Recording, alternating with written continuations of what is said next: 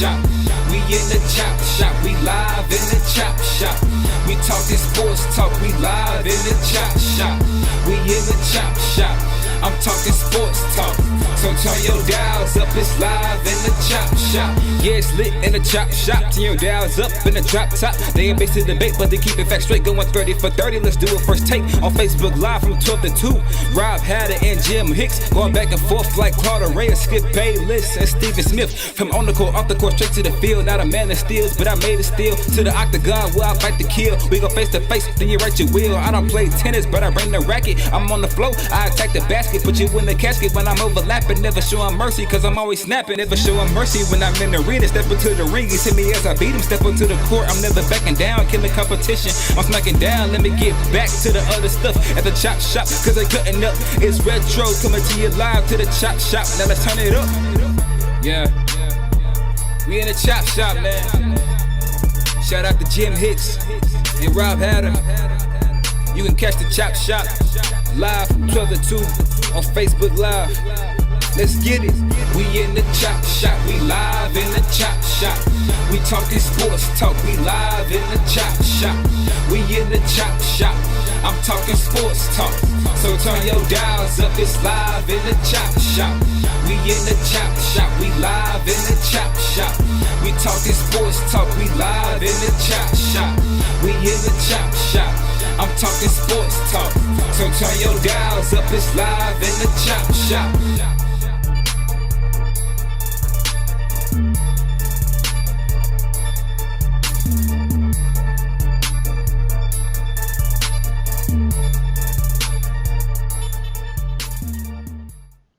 H-Town, what's up? You know what time it is. It's time for the best 120 minutes of your day. The Chop Shop, the nation's #1 urban sports talk show, and also your midday sports happy hour.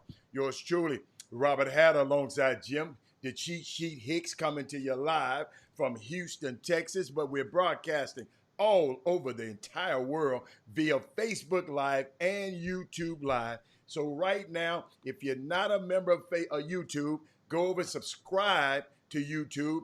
And if you're Facebook, give us a like. And when you go to YouTube, hit the subscribe button and the bell so they'll notify you when when we come on. But guess what? Our starting five for the day is Todd Holmes, Jessica Brooks, Derek Johnson, Rod Wells, and Dr. John Newsom.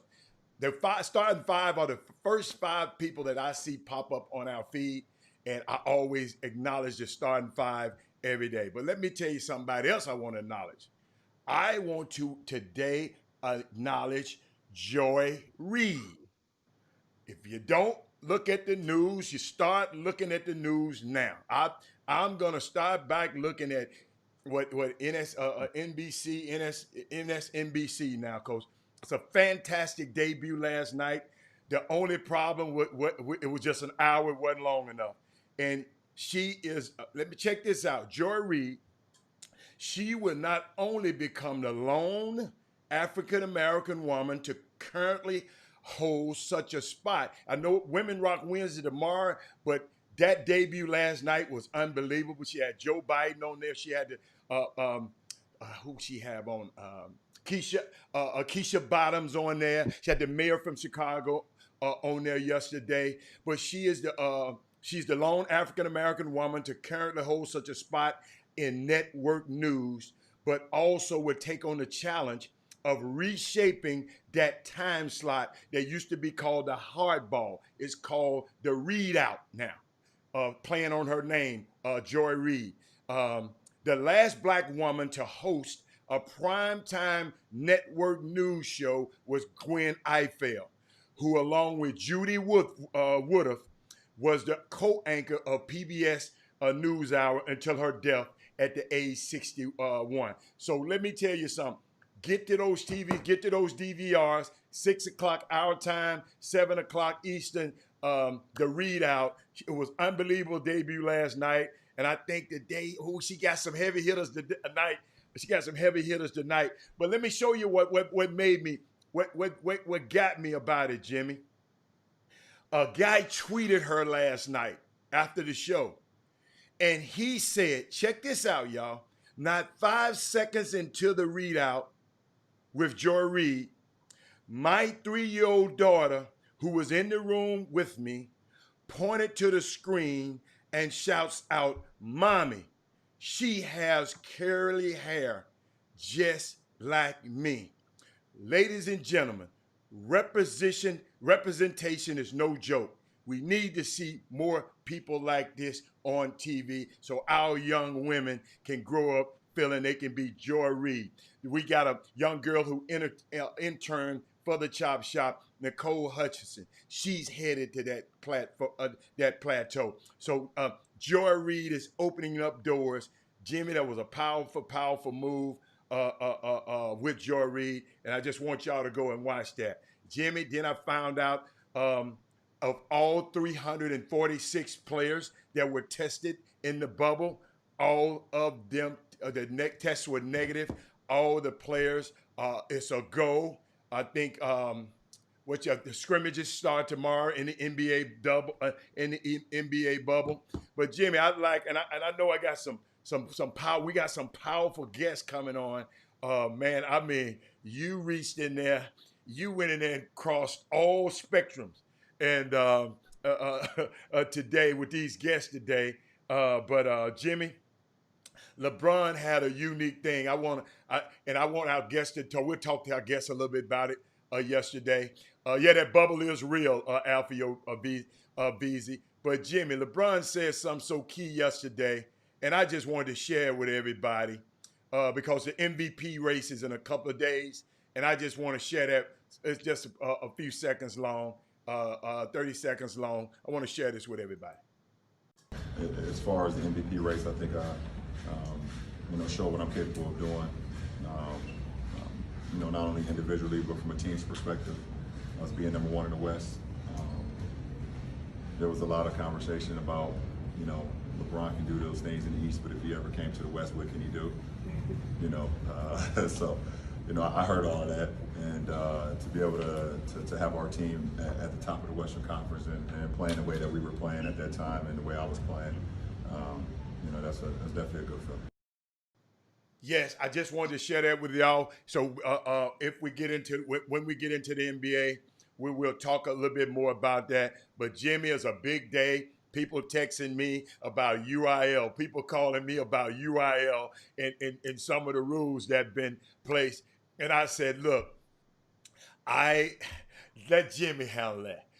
I'm smart enough to understand when I'm gonna let you people who it really not necessarily don't matter. I don't have a kid in the UIL, so I don't. Only reason we'll talk about it because I'm on the show. I would talk about it if I'm on the show, but people were calling me. So Jimmy, I know we're going to talk about that. I don't know when we're going to talk about it, but I know with these two guests we having on, we got to talk about it. So what else you got going on for the year?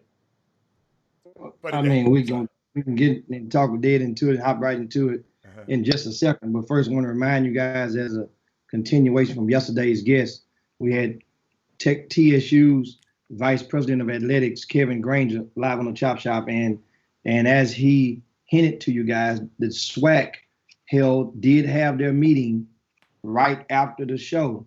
It was 4 p.m. Central Time, and as a result, the SWAC has decided to join the other HBCU conferences, and they have moved all fall sports to the spring.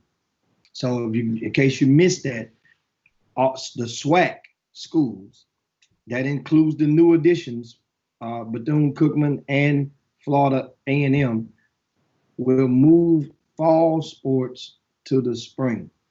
And so what does that mean for Texas Southern? Actually, Granger, you could just tell. I mean, I believe it's a relief, because that way now those schools don't have to play on the pins and needles amidst the pandemic. Meanwhile, it gives teams like TSU, who did not win a game in football last year. They went over. It gives them more time to get their things together and get their new players acclimated and into the system. And I just realized, we mentioned yesterday with Kevin Granger, they have a baseball relief pitcher that came from University of Texas who's transferred to TSU. That's not a fall sport, but They also have a wide receiver that played and received over 1,000 yards last year that transferred from one of the Power 5 schools Michigan State, into Jim. Michigan State. That's why. Yes. Is it Michigan or Michigan State? Michigan State. And he's at TSU. So it gives him a couple more months to get his feet up under him and understand his teammates a little bit more as they going forward. Also, now, big news this morning, as we get right into it, we have coming up in next segment, we have our first guest going to be from the West Coast. We're going to touch both coasts this day. We have a West Coast and the East Coast. First up is going to be Ronnie Flores. He's coming up shortly, and he's going to share with us a lot of the new decisions which was made by the California Interscholastic Federation. But meanwhile, speaking of high school governing bodies, the University Interscholastic League, also known as the UIL, they govern your private schools in the state of Texas, with the addition of maybe like two they govern the public schools, in the state of Texas, with the addition of two private schools. That would be Houston Straight Jesuit and Dallas Jesuit. Those two are amongst the UIL. They released their new decisions this morning. And in doing so, the state tournament football, for the state football tournament, will now, for 5A and 6A, right, will now be held in January, as opposed to right around Christmas time. Meanwhile, for classes 1A through 4A, the state championships will be held in mid-December. So 1A through 4A, that's those small rural areas. So this is the news. So now basketball news was released this morning as well. Bottom line, the basketball schedule remains pretty much the same as far as the timeline.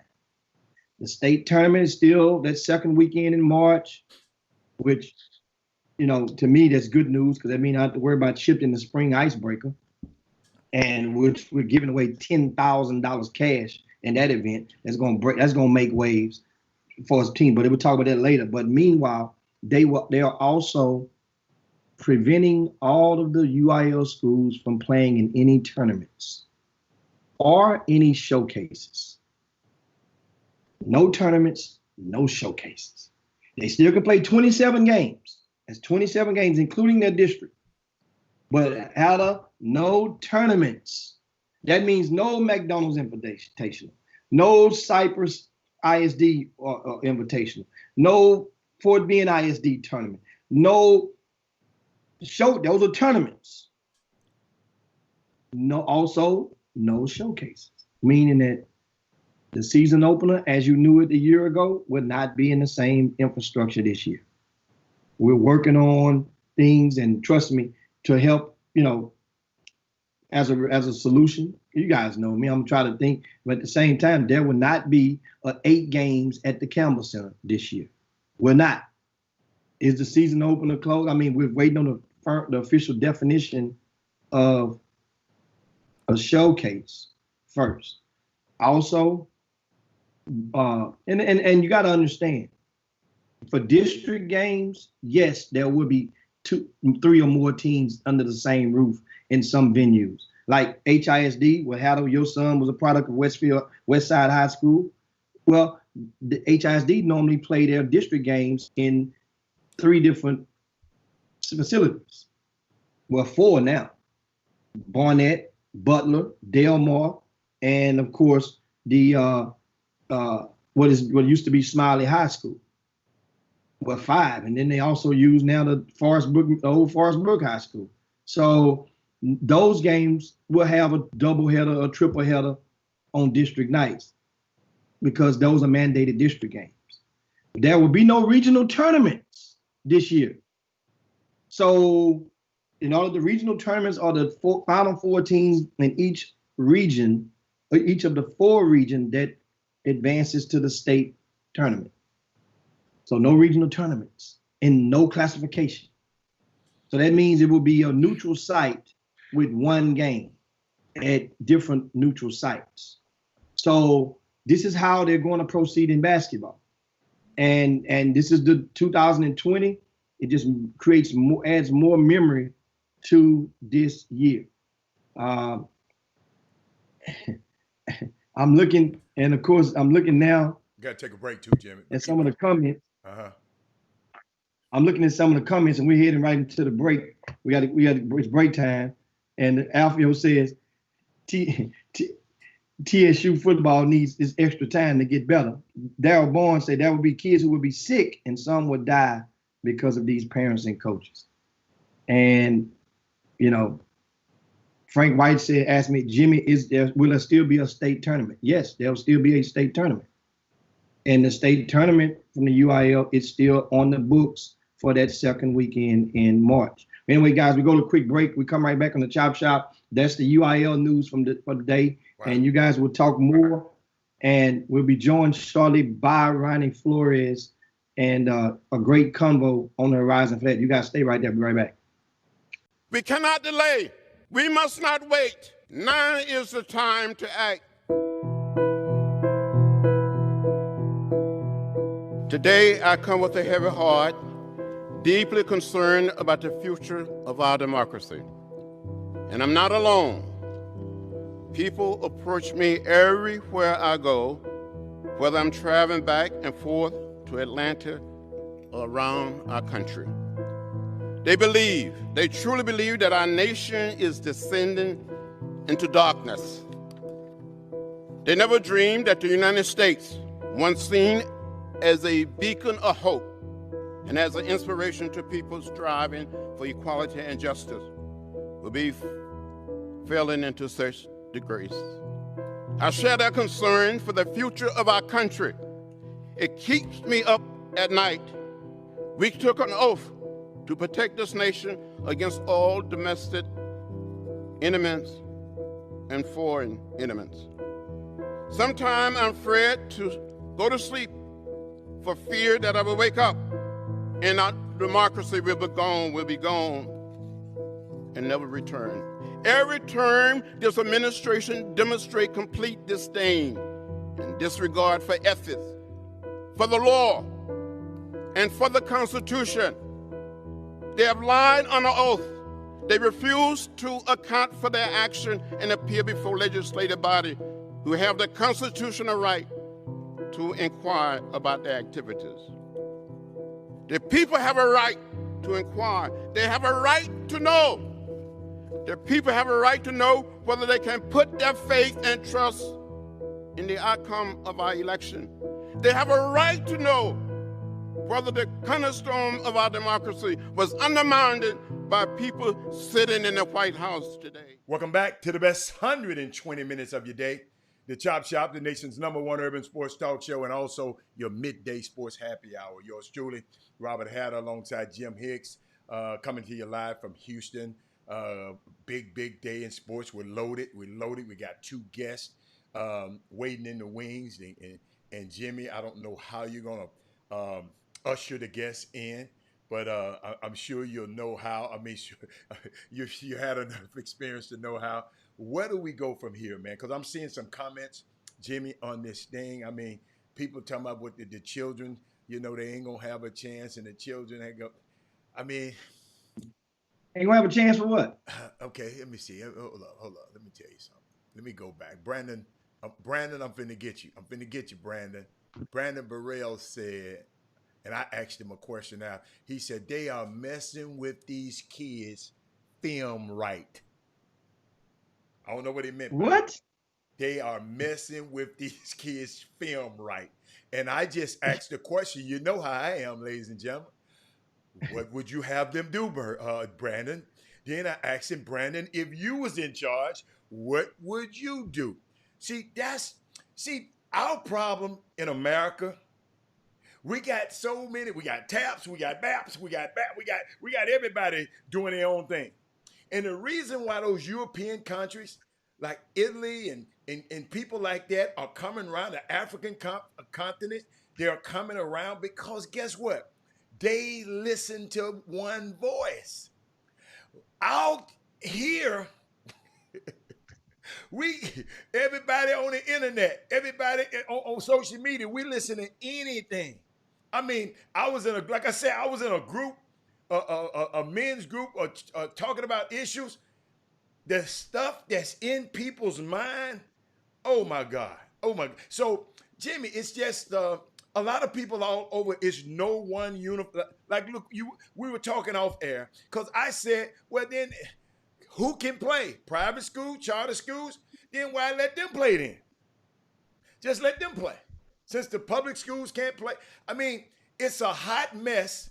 And but I don't hear nobody. I see a few people. I just don't hear nobody saying, man, what about the safety? What about the safety of the kids? You know, what about the safety? Of not just the kids, the referees, the parents. What about the safety? I'm not hearing that. I just hearing the people say, I want to play, I want to play, I want to play, I want to play. So, I mean, it's just this. And then we wonder why we're spiking. We got to change our habits, man. We got to change something. You can't, Jimmy, insanity is doing the same thing over and over and expecting different results. Remember, there's two kinds. The give a dams and the don't give a dams. But some people are just ignorant, Jimmy. And what I mean by ignorant, some people some people don't know. But just because they don't give a damn don't mean they're ignorant. Okay, some people is making a conscious decision to say, I don't give a damn. Everybody ain't President 45. So you said they don't give a damn, right? Can I interject here? Some people don't give a damn. No, and don't give a damn. Jimmy, a wise man told me the two most dangerous things in the world is sincere ignorance and conscientious stupidity. If you don't give a damn, you're conscious of it, and you just don't care. The two most dangerous things in the world. Sincere ignorance, you just don't know. Conscientious stupidity. It's the two most dangerous things in the world. That was from the quote from Martin Luther King back in the days. That same quote. I said a wise man. Give him credit for his statement. But at the same time, if a person don't give a damn and they are conscious of it, it does not necessarily make them stupid in this facet. It does not make them stupid just because they're not agreeing in which they're not parallel to your opinion. They ain't got to be parallel to my opinion. I'm not asking them to be parallel to my opinion. This is not my opinion. See, that's what you think. It's not just my opinion. It seems to be a whole lot of people's opinion. It's just a few of y'all just don't give a damn. No, it's not a few. There's a lot of people out there that's showing you what they're actually. I'm sorry. That's why we're in a spike. It's a lot of y'all that don't give a damn. Yes. Absolutely. It's a lot of y'all just don't give a damn. It's a whole lot. And the actions are showing. And when it comes to sports, the thing is, and as I say, the energy ain't the same toward lacrosse. The energy ain't the same towards soccer. The energy ain't the same towards baseball. The energy ain't the same towards volleyball. No. The only reason the energy, we talk about basketball. We don't talk about soccer on this show. The energy is the same with me. Jim, I don't care what it is. If you don't have no $1 billion bubble that you can go in and test 446 guys who've been living together for a week and a half and have zero positive tests, then that's the point I'm saying. You think ain't nobody trying to stop y'all from making no money and stop y'all from playing no damn basketball. Y'all need to understand that. It's our safety also. Because guess what? The people that are playing, that's like anything. If I got a sack on the corner, it ain't nothing if nobody ain't coming buying that sack. So that's the thing. Your pleas are not being heard by the people that's buying the sack. They are addicted. A lot of them, they addicts to this. And we got blue magic. And guess what? It ain't going nowhere. Sincere ignorance and conscientious damn stupidity. and I repeated it damn again. No. You just said, okay, so it ain't stupid to want Blue Magic? Blue Magic killed millions of people, Jimmy. That's a terrible analogy. Terrible analogy. Blue Magic killed a lot of people. Bad dope is bad dope. Bad dope can be transcended. It's going to kill everywhere or harm wherever it's taken or abused. That's the whole thing. Abusing. Whatever you abuse. Terrible analogy. No, not terrible. Terrible analogy. Yeah, trouble for a person that don't understand dope, the dope game. Yeah, it's trouble for you. Terrible analogy. You don't know nothing about the dope game. Jimmy, you don't you just know do Jimmy Hicks. Jimmy Hicks. Sometimes you just don't have a clue on who in the hell you talking to. Sometimes you don't have a clue who you talking to on this phone. Alan, let me tell you, listen, Alan, stop right there. Yeah, you don't evidently just because you hung around in the VIPs and you grew up with some guy that did a little hustling and you still know some, don't have nothing to do with you being inside of the game. Stop that. That ain't you. That ain't you. That's all I'm saying. That ain't you. Excuse me, sir. Basketball ain't you. Your ass ain't made a layup nowhere, and you talk about it. Excuse me, sir. Hold on. Basketball. In amateur sports. You ain't that's played. The majority. You ain't played a down. Amateur sport. But Jimmy, you sit and talk about amateur sports all the time, but you haven't played it. You haven't played it. I got a PhD in You don't have to 20 play. years of studying this stuff. You don't have to, hey, I didn't have to go to jail to not know about the industry. I say you don't understand. That's not you as far as that game. That ain't you. To say you understand it in comparison. I'm talking about in comparison to me. That's what I'm talking about. That's what I'm saying. So we talking about in comparison. I'm talking about a game that don't even go there. That ain't you. Unbelievable. And you mentioned basketball. You gotta stop. Just because you tried out for Bill Fish, come on, stop now. Unbelievable. Stop. All I'm saying you don't have the experience to talk. You talking about basketball and you never played it. Hold on. Alan, tell me this. Do you understand there's so many different facets of basketball? Hold on. Do you not understand that? In other words, don't you know there's so many facets of the dope game? Some people don't get caught, and some people don't. It's so many facets of the dope game. Don't you know it's so many facets of the dope game? It don't even sound right that coming out your mouth. You don't even. It don't even roll. No, it don't even roll with the right syllable. No, because guess what, Jimmy? Sometimes I understand you. It's all right to not get it. Sometimes it's all right. It's all right. Alan, hey, Jimmy, we're about to talk about a subject. I get paid to provide intel.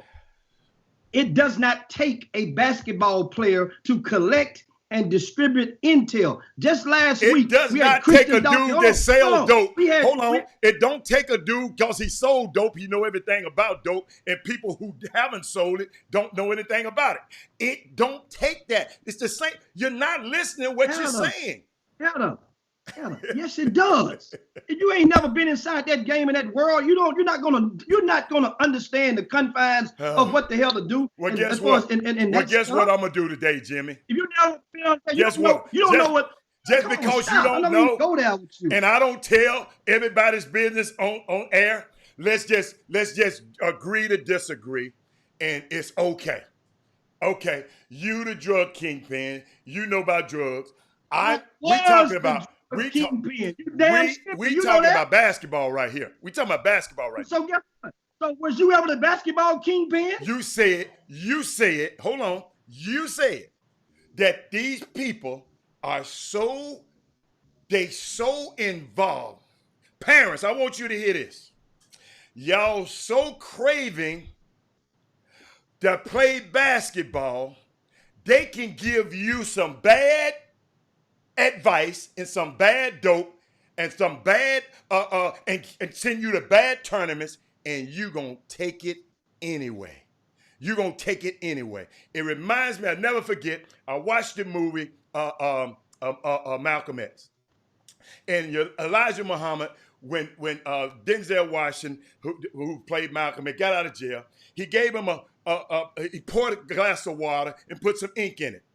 And he said, man, this ink is dirty.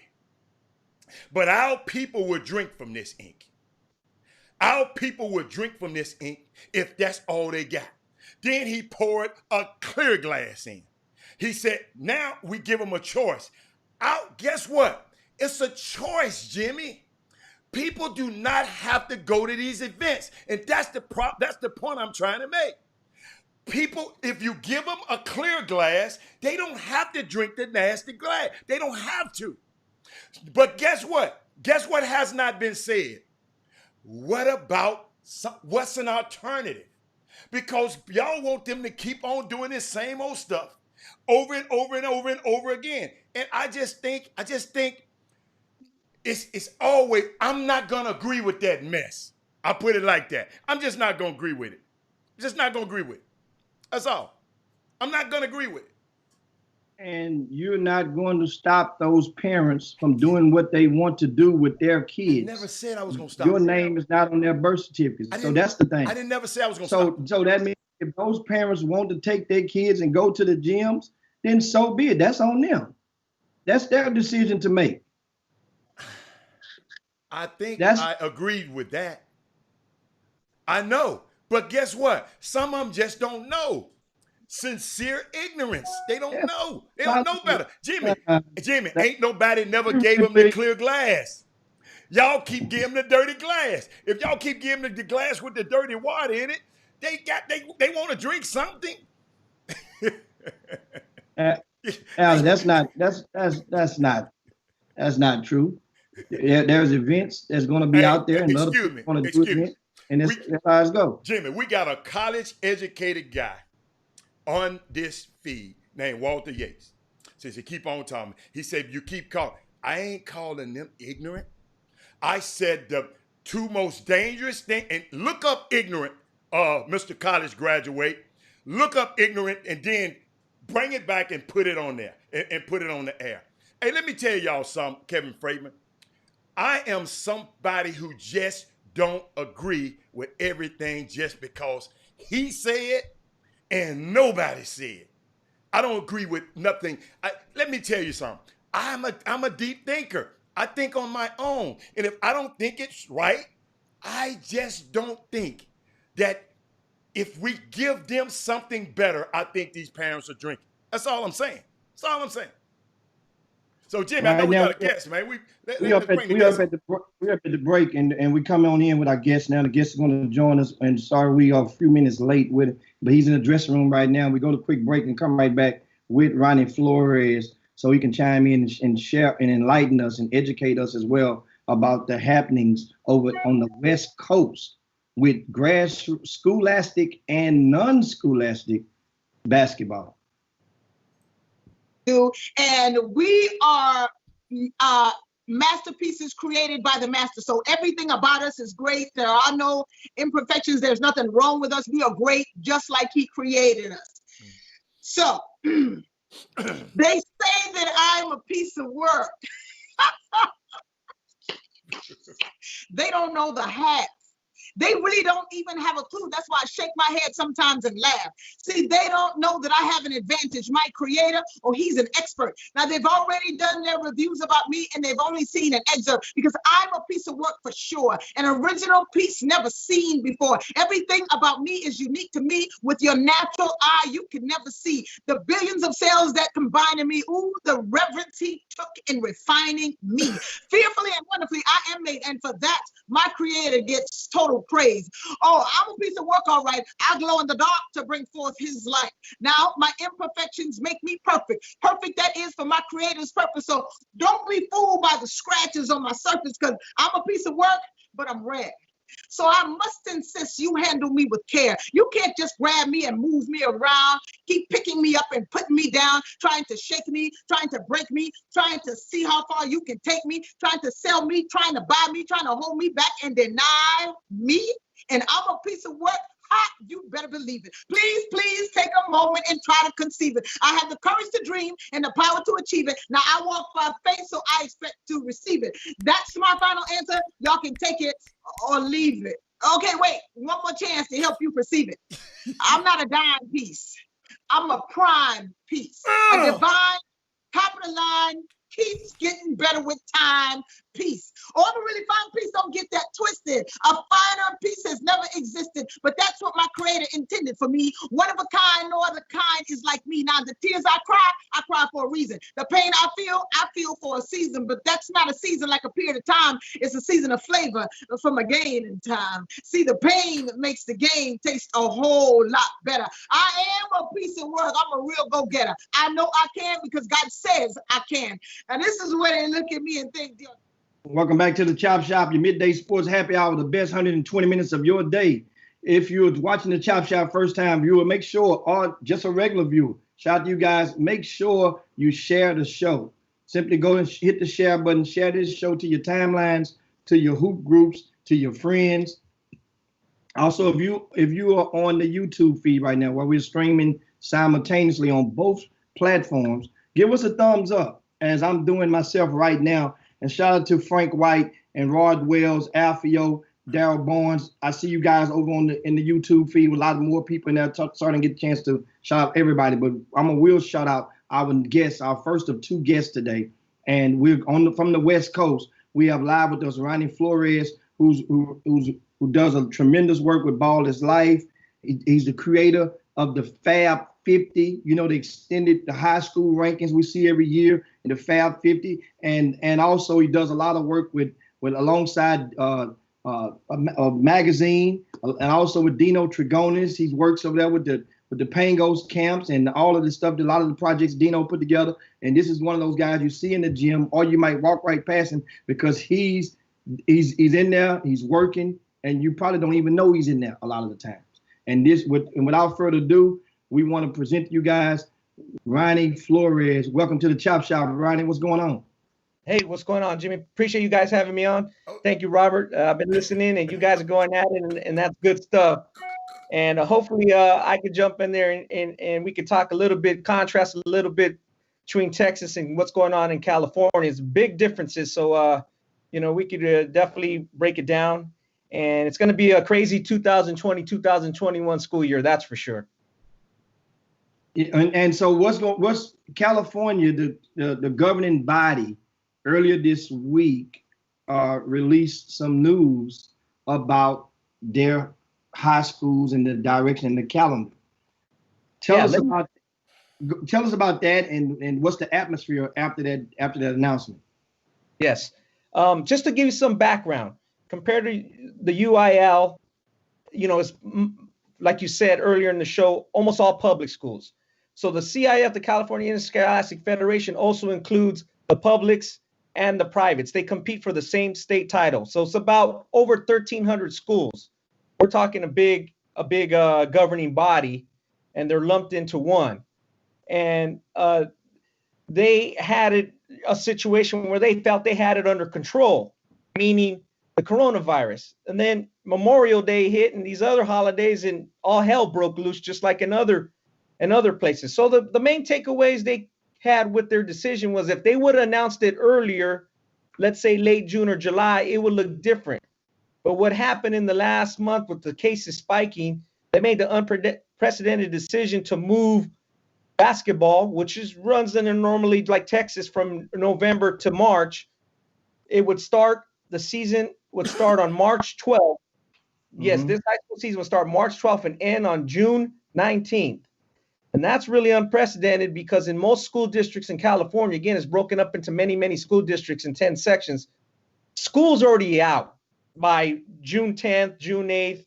So you're telling these kids to play all the way to June 18, 19 if they make the state final in the state tournament.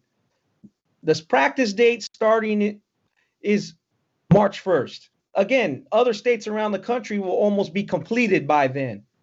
So the big news regarding that, and it's something that would touch you guys, is that players, student athletes can simultaneously play for their club team and their high school team this year. That's never been happened. It's always been like a separation of church and state.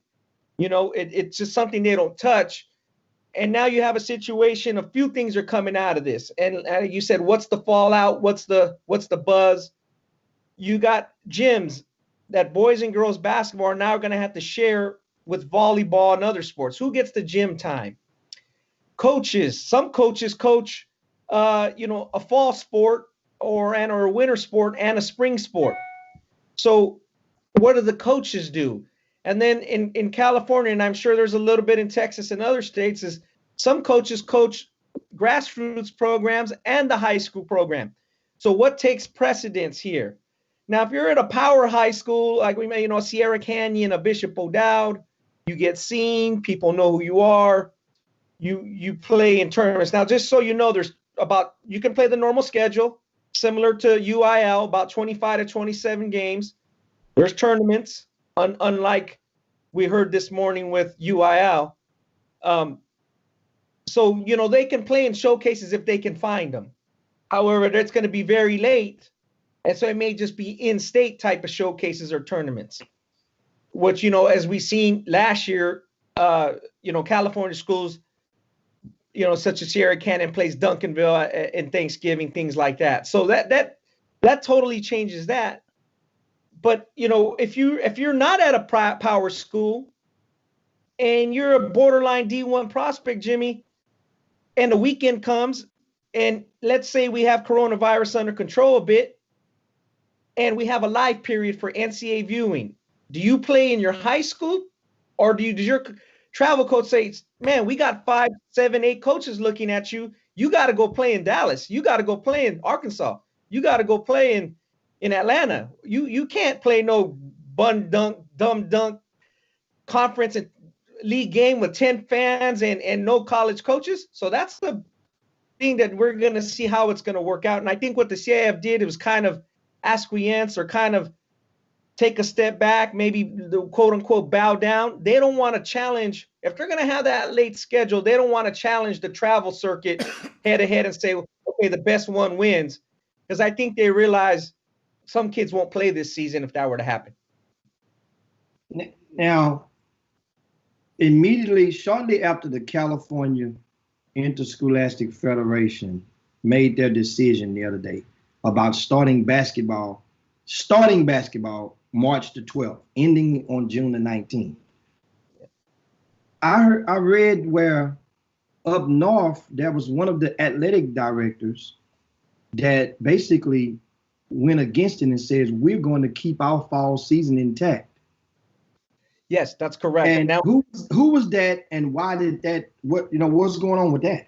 Yeah, so there's 10 sections. So the CIF state gives those 10 sections general guidelines, but those sections can make up their own rules. So we have the massive southern section, which is Los Angeles Basin. That's 12, 13 million people and 600 schools by itself. Then you got the northern section, which announced that.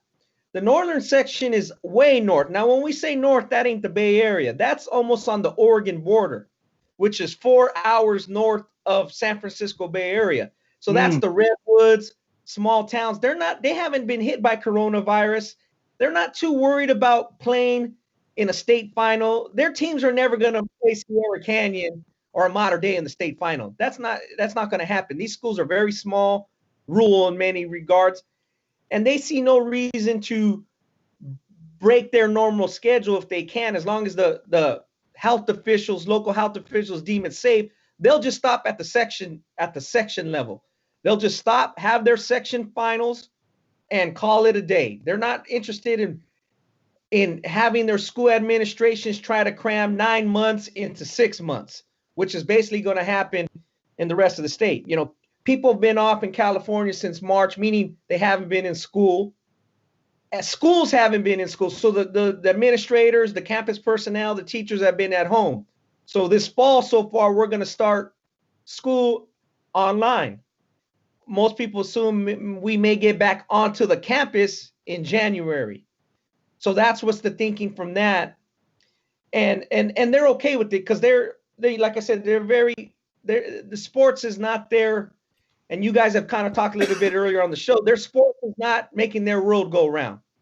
They're not going crazy over, you said, like the Blue Magic. They're just, hey, we play sports and we just, we're not trying to, it's not revolving our world. We like our kids playing sports. Many of them play multiple sports because it's small schools and they just in at the section level. So when I first figured what might happen with California because of the cases spiking, I said, yeah, it'll be a little later, maybe start January, maybe, end in May. I mean, June 19th is way out there. You're talking about college players. If I'm a college player, if I'm a pretty good player, I'm thinking, wait a minute, am I going to miss my enrollment in college or getting that, that run with my college team? Am I missing any workouts with my college team because I'm trying to play high school? There's some unforeseen problems that maybe they didn't think out, or there's going to be some kind of, obviously every action creates a reaction. So we'll see how that works. Hey, Ronnie, couple of Trina Mouton, one of our great contributors on the Chop Shop, she said, are the California private schools and the public ruled by the same government body? Yes, they are ruled by the CIF. They're both competing they can be in the same leagues and they compete in the same sectional tournament, and then they go on to the state tournament. Yeah, so that's, like you said, 1,400 schools. Yeah. So here's the one caveat, another caveat. Okay. The 10 sections have various rules regarding fall leagues and playing with your high school. So some high schools that are really into basketball and have elite players, they're going to be playing in fall leagues all through February, all as late as they can. And then they're going to jump in the high school season. So you're going to have, let's say a good example is the coach down at San Ysidro. We have some good players, including as many as your followers know, Bryce Griggs, Mikey Williams. They're going to play in as many fall leagues as they can. So they might play 15, 20, 30 games before they even get to March 12th. And then other sections don't have that opportunity. The coaches can't meet with their high school team and play. So there is some variances, but also it depends on, what level of program you have, how invested your high school team is to play together. Because teams can play in December, January, they'll play in a league. While you guys are playing your regular district games, California is going to be playing in showcases and then jump into their schedule. So it's the very first time this has ever happened. And then you got the grassroots travel situation in March, April. Again, this is all assuming that our leaders who haven't showed they got what it takes to know they have this virus under control at some kind of government level. There's going to be some issues. So I think the CIF said, you know what, we didn't have a state tournament finished last year. They wanted Sierra Canyon to play Sheldon High School in Sacramento and get, 8,000, 9,000, whatever it is, people to watch that state final. They didn't get that. They didn't get all this fall. So they want part of the reason for making the season so late is they want to have fans in there. And I think that's the point you made, Hatter. The later they have it, they say the more chance there could be fans. And because what? Ronnie, I want to share something with you, man. Angel Verdeo, he said some key. But it's not what he said. It's what somebody replied to him while I'm opening it up to you. And I'm opening this up to everybody. He said, maybe one day people will realize there are more options than chasing an athletic scholarship. Okay? Ronnie. But if somebody came back and said something like, hold on, she came back and said, she agreed, but some kids are unfortunately not going to fall in the box of academic. But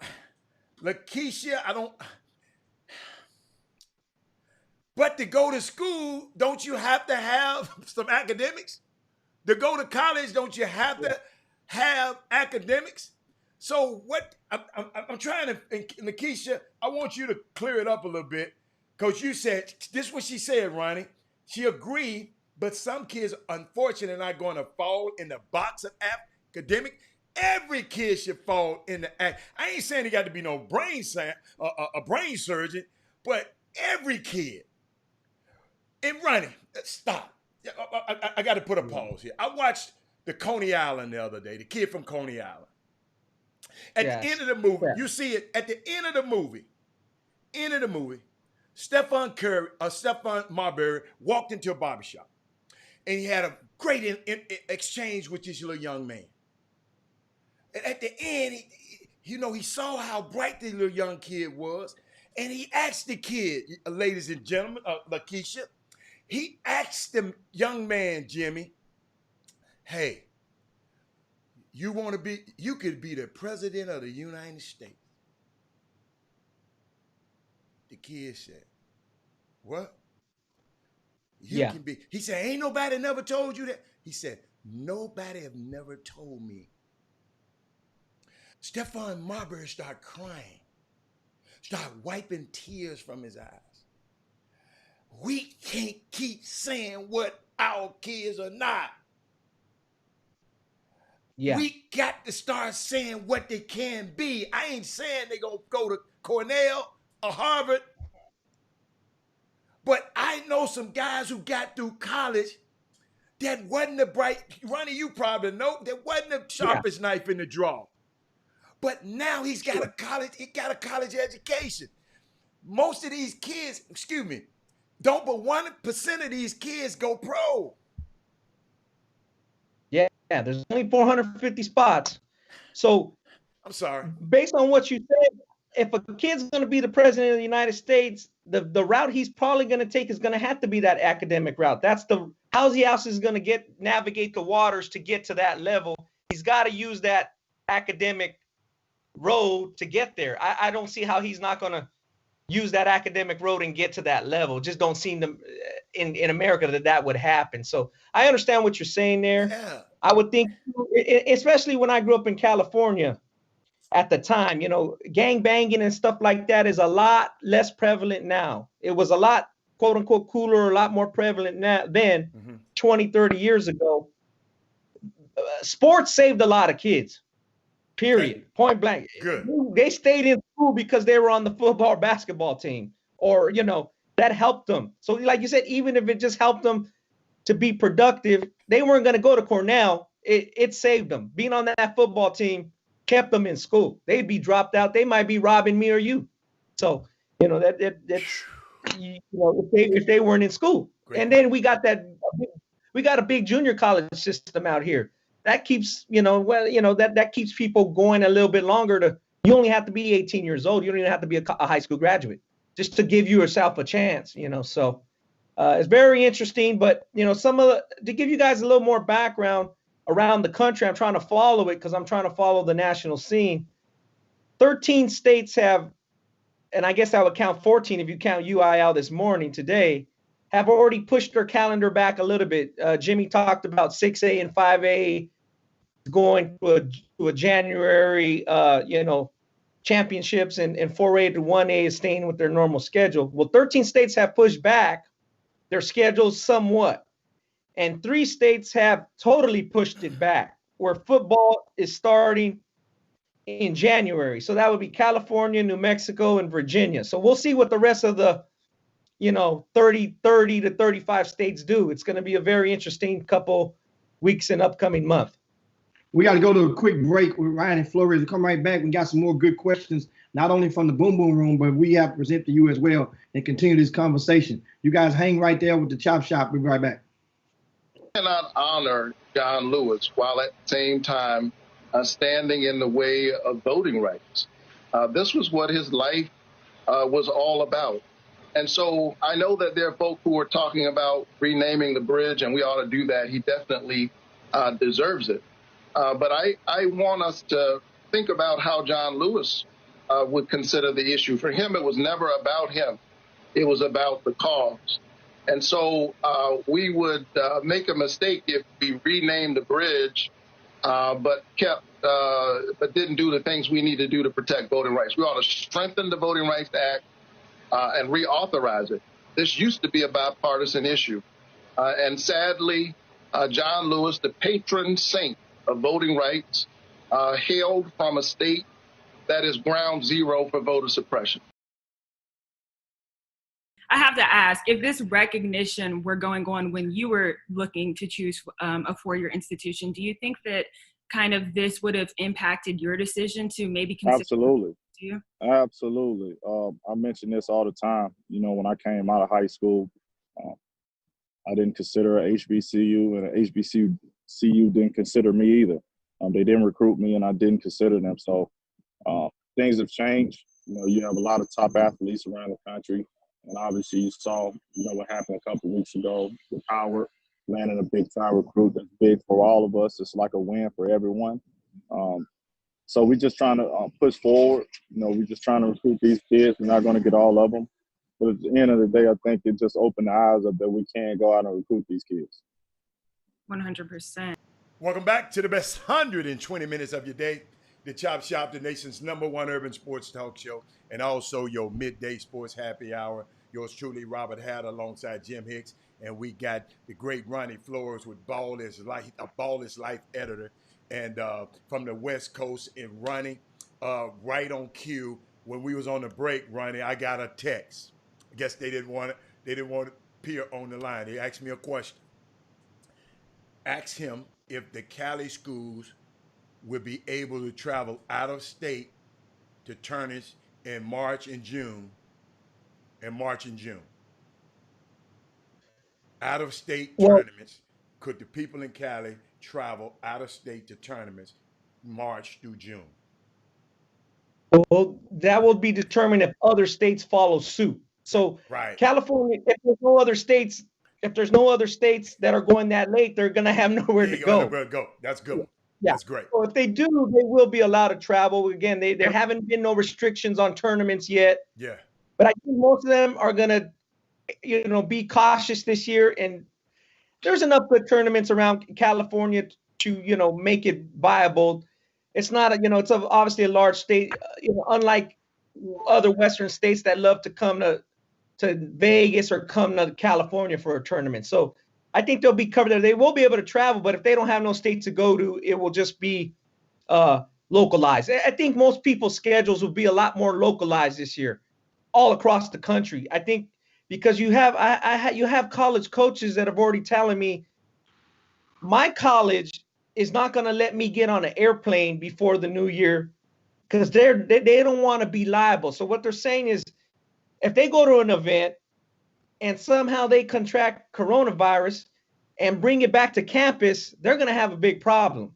They want to try to avoid that. So I think most people are going to try to avoid the plane as much as they can, especially before the new year, before 2/21. So hopefully that answers that question.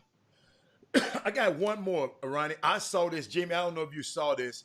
I saw it early this morning, where in Utah, nothing is happening. Utah is going on with their regular. They got guys playing football. They practicing already. But they got some top players, football players, that's going from California, that's going to Utah and talking about playing in Utah to play this year. Did you hear about that? You talking about the college? About the college or the high school? No, high school. So Utah High School. Utah High School, I'm sorry. Yes. Well, here's another rule they're trying to implement. Uh-huh. If I'm a smart kid, or I got cousins in Texas, I'm gonna go play for Duncanville or Richardson, and the season ends March 10th. Well, guess what? I'm jumping right back to California and playing for my school. But they're saying you can't play 2 varsity seasons. But in football, it's different because many of these players, especially the top quarterbacks, they want to go to college early. They don't want to play football in January. So if the NCAA has a season in the fall, some kids already said in California, I'm skipping my senior year, sorry. Or like you said, Hatter, they're going to go to another state if they really want to, if they have relatives or friends or an arrangement, they'll go play football this fall and leave. So there's definitely going to be some fallout from them pushing this schedule so far back. Now, I had a question that I was kind of it was kind of confusing to me about the decision from the CIF, that's the California Interscholastic Federation. And during their statement, they acknowledged, and basically it read like they were giving the players permission to play grassroots season simultaneously with their high school season, right? Yes, that's correct. They're allowing that. So if that's so with that decision, it fell on my ears as though, when did they need permission to do that in California? Y'all needed permission? Well, you needed permission to play simultaneously. You couldn't play in season in California and then play with your travel team during the week or on the weekend. If your season was still going, they would deem you ineligible. You would be now an eligible player. Yes. Really? But as soon as that season ended, which was, February 19th, you were ready to go. We need that in Texas, then. How long has that rule been in play? Oh, as long as, it's been in play quite a long time. So that's the reason why nobody, grassroots from the high school level, they don't touch the kids during the high school season, right? Yes. So now, if that be the case, if that be the case in California, the grassroots sector, especially on the sneaker level layers of basketball, I mean the top, the magna cum laude of the basketball spectrum, you have your Oakland Soldiers and your Team Why Not and your Cali Supremes, just to name a few. Okay, the grassroots season normally starts in April. That's correct. But as far as the live period, yes. So you would be able to play that. So that's the reason why the CIF allowed them to be able to play with both, because that way the kids won't miss those events, right? Correct. That's correct. So what happens to the high school season on those same weekends? That's going into the playoffs. That's correct. Yeah, a coach is going to have to communicate with his player. A player is going to have to say, hey, again, it goes back to what you said. If you're not a high level player and you need those opportunities to play live in front of coaches, you're going to have to make a tough decision. So the CIF kind of put it in a situation where they said, let the coaches and the families figure that one out. We're going to leave that we're not going to jump in it, because they didn't want to put their stake in the ground and say, no travel ball for you if you play high school, because they would lose that war. So are you saying that if the high school's federal governing body was to basically not put that clause in about playing both, or you're saying that grassroots would win for the higher level? For the higher, yeah, I think they would, because they would know that the importance of that. And then secondly, it's so late. It's playing into June, the timing would be off a bit. I think if the season was January through March or December through March, they may not have, high school may have said, hey, I want to play with my high school team. It makes sense, because I think that's what people are used to, and it makes sense. But to play such a late, you're going to have a wholly different strategy.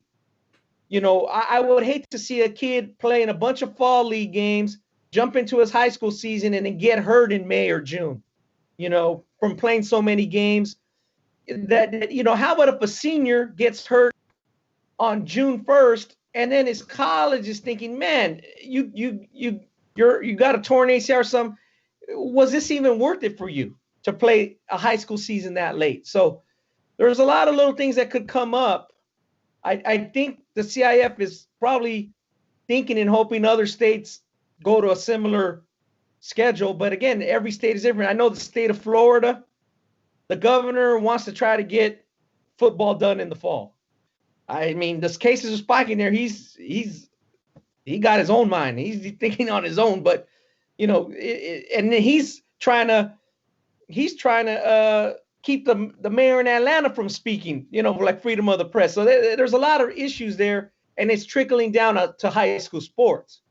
in some states. So, you know, that governor's trying to keep Keisha Bottoms, that mayor from Atlanta, from speaking on things. So especially related to coronavirus. So different states have you know, different outlooks. And if California is on its own with this late schedule, you know, it's going to be a season where you're not going to be able to play teams from out of state. And I just didn't, one thing I didn't understand is, why do we need 25 games like a normal season, especially if it's so late? 10 of those don't even mean anything. They're going to be 30, 40-point blowouts. So I think they should have cut it back to maybe 15 regular season games and got it done a little faster. I have another question that I want to ask you, and this I brought up this thought yesterday, and that is, do you think that a lot of people that held showcases during January or you know, in the second half of the year up in that time will move those back into April, maybe just to appease to the California teams? And yes. Do you see yourself? I know that there's a rule in California where most of their teams are not permitted to play for national championships, like in the Geico national championships, B, against schools who don't compete for a state title, such as an Oak Hill or a Montverde. So that's why you never see, those are correct, right? That's correct. That went into effect about 2018. So when Marvin Bagley was at Sierra Canyon, they played La Lumiere that final season in 2017, and then in 2018 they put in the rule where you can't play a La Lumiere, an Oak Hill, a team that doesn't compete for a state title. So that is accurate. You are accurate there. So do you see the possibility on the horizon of a team such as Montverde, La Lumiere, Oak Hill, possibly playing a Sierra Canyon or one of your California schools under the guise of a grassroots or non-scholastic setting, meaning the high school coach won't be able to coach them, might be a dad coaching or alumni, and playing Oak Hill on the same stage with some different uniforms on? Do you see that being a reality? That could be a reality, yes. That could happen in December. That can happen in January. That is, as long as Oak Hill and those schools are not penalized or hurt on their end. Yeah, because the CIF is not controlling the fall ball, so to speak, or the non-scholastic until their start date. Teams can play all they want, which they have in the past, but that's been more October or early November. Now that's going to be obviously pushed up to January. So yes, they can play as long as those other schools are not penalized, or they have to weigh the options. Okay, am I gonna have to forfeit against another state school that's on my schedule? You know what I mean? So that becomes a little tricky. So, you know, it's very interesting. But yeah, many schools in California now have a big opportunity to play from November all the way through June together. So we were joking yesterday, if you're a high school coach and you got your kids together from November to June, if that team ain't good by April, you can't coach, because they're going to be able to play and be together a long time. Man, this definitely sounds like California is going to be intriguing. If you just tuned in, they will not start the basketball season till March 12th. And the state tournament will complete itself on June the 19th. And that is within the state of California. And Ronnie, we definitely thank you so much for chopping up with us on the Chop Shop and giving us that perspective from the state of California and with what's going on there. We'll definitely reach out to you and get you back and be able to talk some grassroots talk, because once you mentioned you are affiliated with the Pangos camp and with a lot of the events alongside Dinos Trigonis, and a lot of people may not understand how those events tick. And we'll get you back and share that with us one day soon. All right? Okay. Thank you, guys. Appreciate you having me. All right, man. Appreciate it, man. I learned a lot today. That's why you blew me away. So we just got to figure this. Huh? What'd you say? I appreciate it, Adam. Okay. All right, baby. We'll talk to you later. Yeah. Yeah, Wow. and that's of course right. We go to a quick break, and we're going to be joined by. We're gonna go take it all the way to the East Coast. We're gonna have a college coach, a college head that's going to join us, and we're going to talk some HBC. Continue the conversation about HBCU, and we're going to talk a little recruiting, and as well as he's going to address your questions and comments when we come right back on the Chop Shop. You guys hang right there.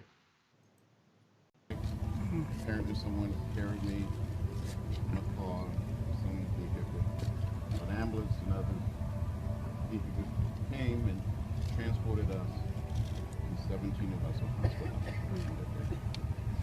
So we want to I think you saw that I spoke to Mikey Williams a couple weeks ago about HBCUs and the possibility of him going to an HBCU. And you were a player that he specifically mentioned as somebody who reached out to him and support and encouragement.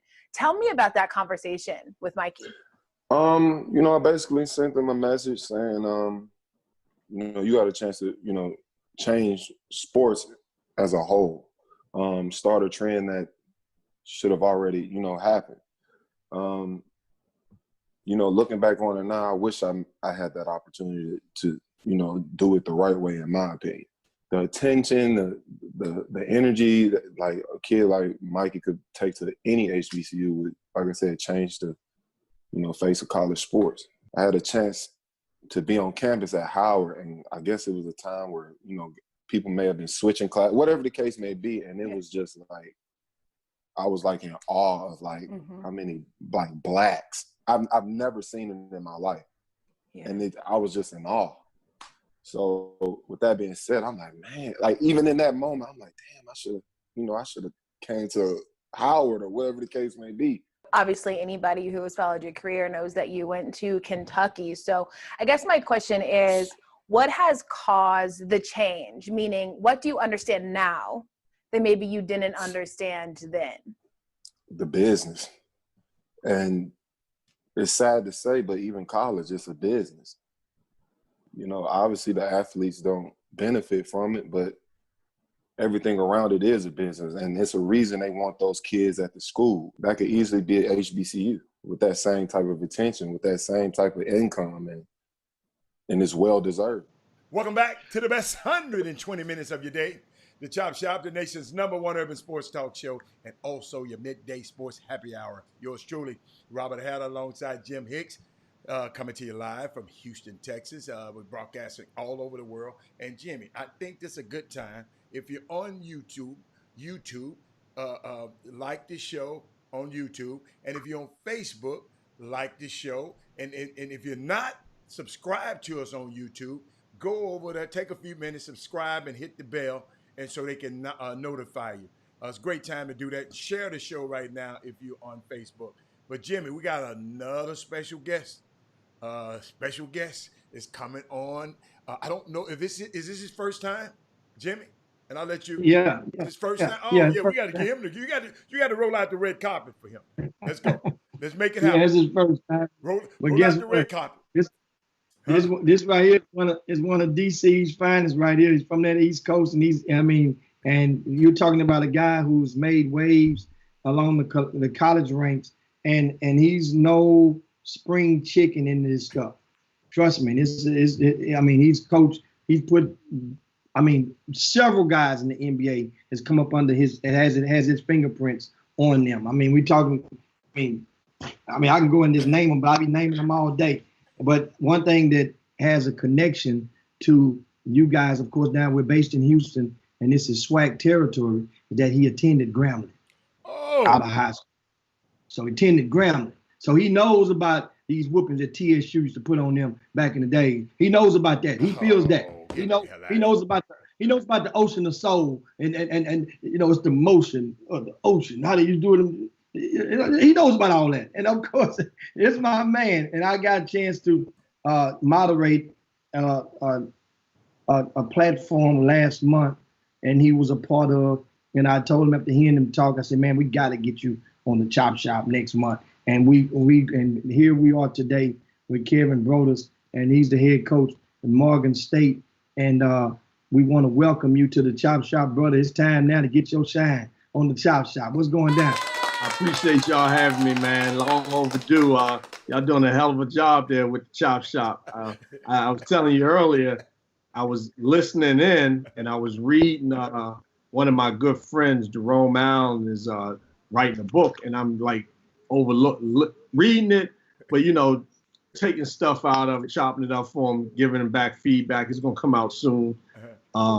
I had to stop reading it because y'all was going in so hard. It had me like, ooh, I signed up for this. So pleasure, man. This is right on, man. I love Houston. It's a area, and great people. Yeah.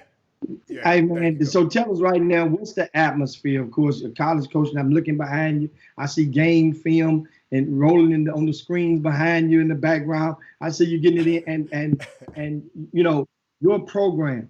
What's the timetable? What are you guys doing up there in DC? When do the players come to report? Or have you guys had to modify and change anything thus far? I have to admit, and people look at HBCUs differently, but I have to admit, we have a president here and an athletic director here that's been other places, and they have a vision.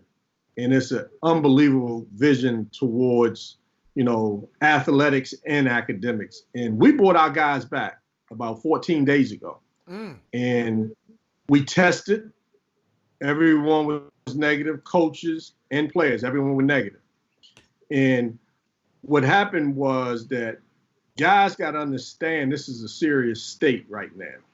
And you can't just come and go as you please under normal circumstances. And I told them every day, these are not normal circumstances. And we brought 30 football players back, and they were fine. They had maybe one positive. And then the next week, they brought 30 more back, and they may have a few more positive. So we were like 10, 12 days in, and we decided, you know what, for the safety of the university and the athletics, we decided to send them home. And it wasn't that they were positive here coming in. Like, we had some kids come in from, I think, Texas may have been positive. When you're in those different when you're in different states, the guidelines are different, and they got some strict guidelines here in the DMV and in Maryland area. Whereas, we didn't have as many guys, we didn't have any guys positive when they came in. Then they came in from different states and they were positive. So we decided, instead of infecting everyone, just to, shut it down, and we'll start back over at a later date. Now, I tell you what, for those 10 days we were here, I mean, the vision that our president and our athletic director had was unbelievable, because they set it up right. I mean, it was like a bubble. It was literally like a bubble. You had to go to your room. You had to come out to eat when they told you. And, it was a good thing, but, it was a test. It was a test run. And before it got out of whack, we just decided to send these guys home to be safe. And, we got a couple still here. You got guys in summer school, but it's been an interesting, period for us. Wow. And now you mentioned one of the guys from Texas, and I just thought about it. Yeah, we do have a Houston native on your roster, and by way of transfer, and that is Trevor Moore from Wheatley High School. Oh yeah, Trevor's here. It wasn't Trevor. It wasn't no one on basketball. It was football. Okay. Because he said, you said all of your guys were good. They were all good. Yeah. And I don't want to put it like a bad thing out about football, because it wasn't a bad thing. It was, it wasn't what they was doing when they were here. Is when they came here. Gotcha. When they were safe. Gotcha. And they were all. And I tell you what, Coach Wheatley's doing a hell of a job with his program. He's bringing in unbelievable players, and I'm pretty sure most people know Coach Wheatley, the running back from the Giants and the Raiders. I mean, he's getting ready to turn this thing around. He's the head football coach.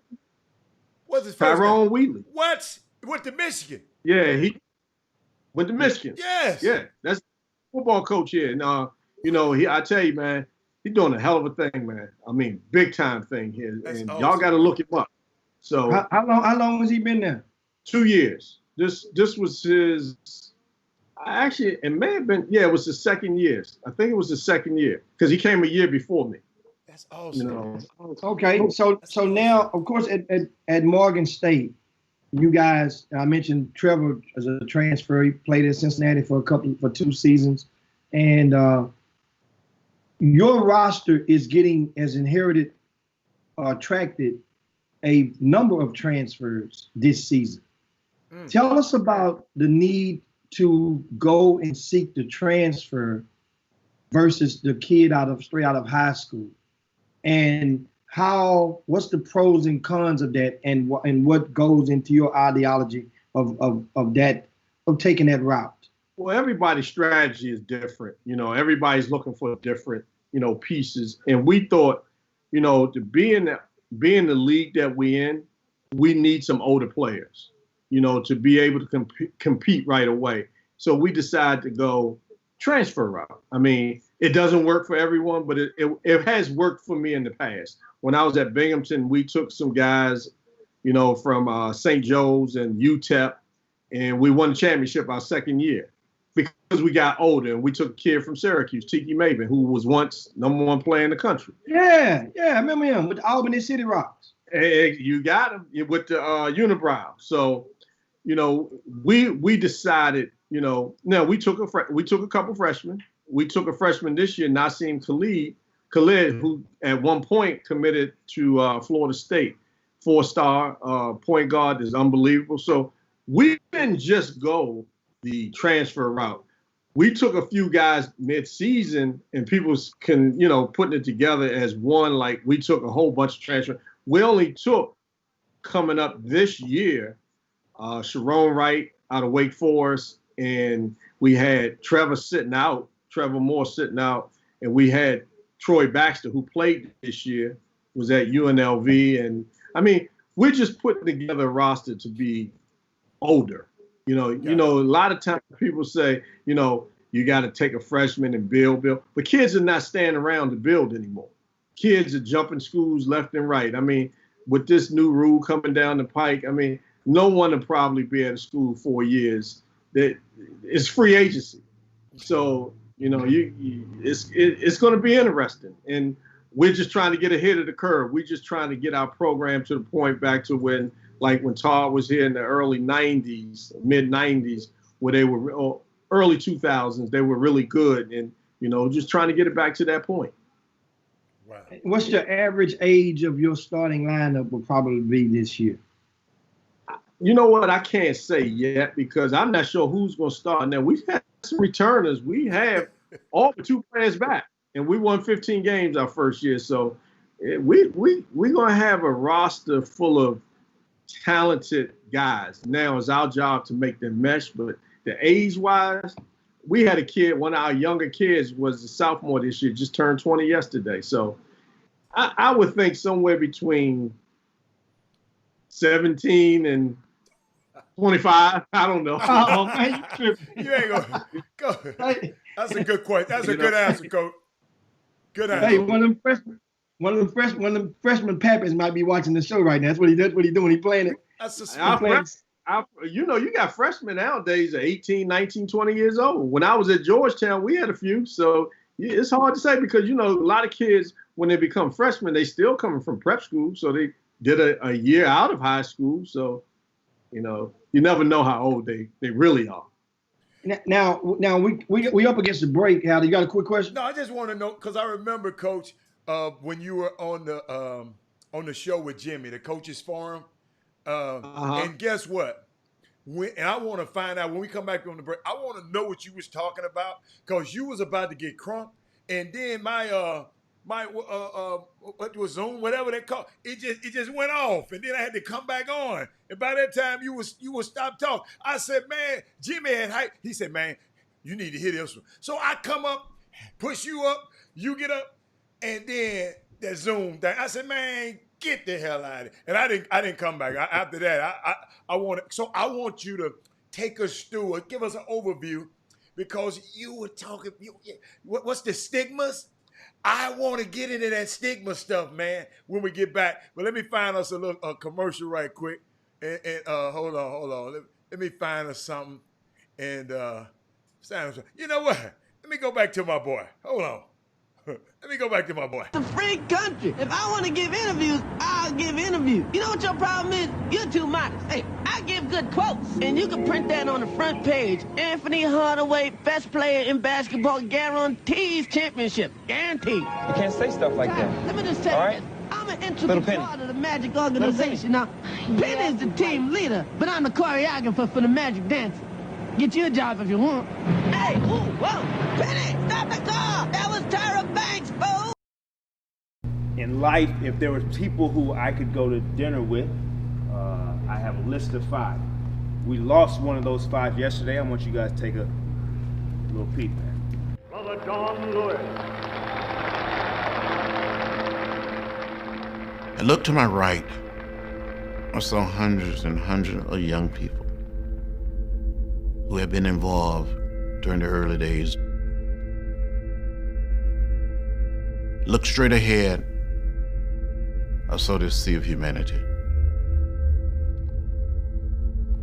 Then I looked to the left. I saw young black men and young white men up in the trees trying to get a better view. And then I said to myself, well, this is it. And I looked straight ahead again. And something said to me, go for it. And I opened my mouth and I started speaking. We march today for jobs and freedom, but we have nothing to be proud of. But hundreds and thousands of our brothers are not here, for they're receiving starvation wages or no wages at all. Those who have said be patient and wait, we must say that we cannot be patient. We do not want our freedom gradually, but we want to be free now.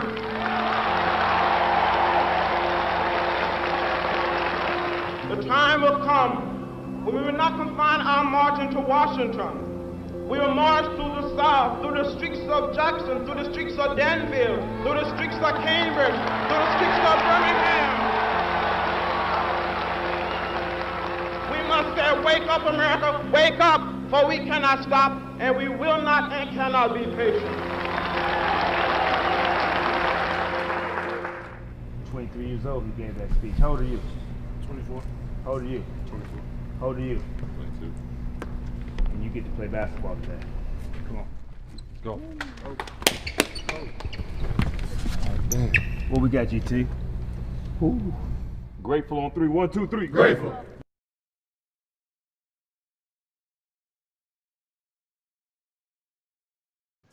Jimmy, bring us on back, Jim. Welcome back to the Chop Shop, your midday sports happy hour, the best 120 minutes of your day. Moving right along, great convo, of course, with Ronnie Flores earlier. And if you're just tuning in, we have with us another special guest on the East Coast, the head coach of Morgan State.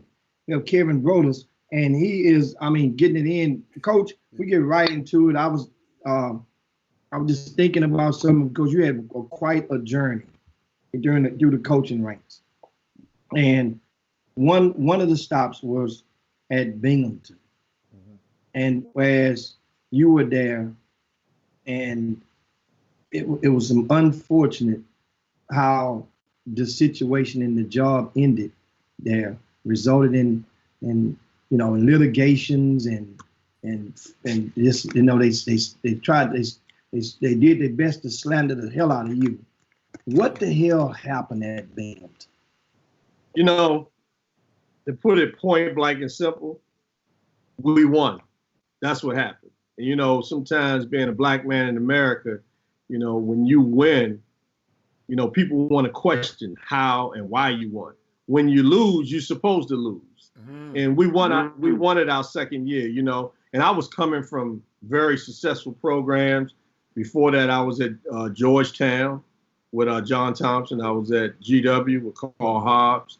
I was at American with Art Perry and Jeff Jones. And, before that, I was with probably one of the most successful coaches I ever worked for in my life, Will Jones, black man that was coaching there. I was at UDC, and he won a national championship. Had Earl Jones, Michael Britton, all those guys, and I started at Bowie. But I guess, when I went to Binghamton, some of the folks, you know, didn't know who I was and what I was about, and they just took me for just, to put it plain and simple, as a slouch. You know, they didn't look at my background and give it any merit. So, you know, when I got there my first year, I observed, I did what I, you know, came to do. I coached the team, and then that second year, I got my guys in, and it took off, and we won the regular season. Right out. Well, we won the regular season, and then we won the tournament. We went on to play Duke, and then it went downhill from there. We had, you know, a couple guys, you know, being college students, got in trouble. Oh. And you know, like what was said to me at one point, we don't like the environment you're bringing here. Now, you can look at that at a lot of different ways, and you think about an institution that has 15,000 students, and I'm bringing 13, you know, student athletes there. If I'm changing your environment with 13 student athletes, that's to be questioned. So, you know, a couple of them got in trouble. I don't like to rehash what they did. It was normal trouble that you see on college campuses, and they said we didn't want that environment, and they got rid of me. And in the process, they tried to drag me through the mud and the dirt all the way through for a whole year, spent over $1 million investigating. After they asked the NCAA to investigate, and the NCAA investigated and said there's no wrongdoings here. And they spent another $1 million to investigate me. And they found nothing. And they just was like, do you want to come back or we'll pay you for a year? I said, no. You just signed me to a 5-year extension. So we're going to do this like big boys do it. I'm not going to just walk away. You're going to pay me to walk away. And, you know, what happened was, I don't think they respected me as a coach, you know, per se, or as a person, because they thought they was getting, like I would always say, and we say from where we are, they thought they were getting a scrub. Okay. And I was a little better than that, you know, and, you know, and no one has ever done that there, won a regular season or a tournament in the 63-year history of the school, and they still have it. And honestly, I think someone eventually will come along and do it. I do think that, because it's a great place. Okay. It's a great place for young men and women to go further their education, and they do have some good people there, but they just wasn't ready for when we came to do it. And you know, I had a great athletic director and a great president at the time. I mean, unbelievable, both of them. And they got caught in the fire. So, you know, I still speak to my athletic director all the time that was there. If I was you, I'd speak to him again, because I'm looking here. He paid you. They gave you some money. Your settlement, right? They didn't give me. Let me make sure you understand. They didn't give me anything. I earned that, and they gave me an extension after we won. Okay. You know, I see. Okay. So say we sued. We did no. We didn't do nothing. We just, hey, this was signed. This is what y'all wanted me to do. You're gonna pay me. If you want to go away, it was a simple equation. You know, in the days where people want to look at you, say, "Oh, you the racial thing you did." No. Yeah, the racial thing against me. Right. It wasn't me against them. They started it, not me. You know, so. They say you dropped the suit. Did you have a suit against the school? Did not have a suit against them, no. So Pete Thamel, he's around here defaming. Well, you already know he defamed your name. Yeah. Okay. Yeah. I got you. You know what? He don't even count. He don't even count. Okay. Are you racist? Yeah. Okay. Say no more. Think about, you know, when you gotta. Well, I don't even want to go. Don't even go there. Don't go. I'm bigger than that. Just let me just say it there. You know. But let me just say this. When you're in this basketball, football, in this athletic arena, right? You got to know, a lot of times I tell young guys, you got to know the situation you're going into. Every situation, and I was younger then, is not conducive for everybody. You know, and I went up to upstate New York, and if you ever been there, it's not a lot of us up there. And especially in a academia world, you know, and my athletic director had a vision up there. And I just played to his vision. We did what they wanted to do. We won. But see, they don't understand like the little things that were going on that they thought was so big and major is going on every day, bigger at bigger universities. You know, and a lot of people there didn't want to live with that. They looked at it as this black man brought these kids up here, they running wild. No, I mean, what they were doing was no different than what's going on any college campus in America. But they equated it back to me bringing that environment up there. So, you know, you live and you learn. Like I always tell my players, I'm not bitter, I'm better. You know, it made me a better person. You know, like they always say, adversity has everyone in the world's address. It's just what you do when it comes there. It's got your address on it. It had my address on it at that time.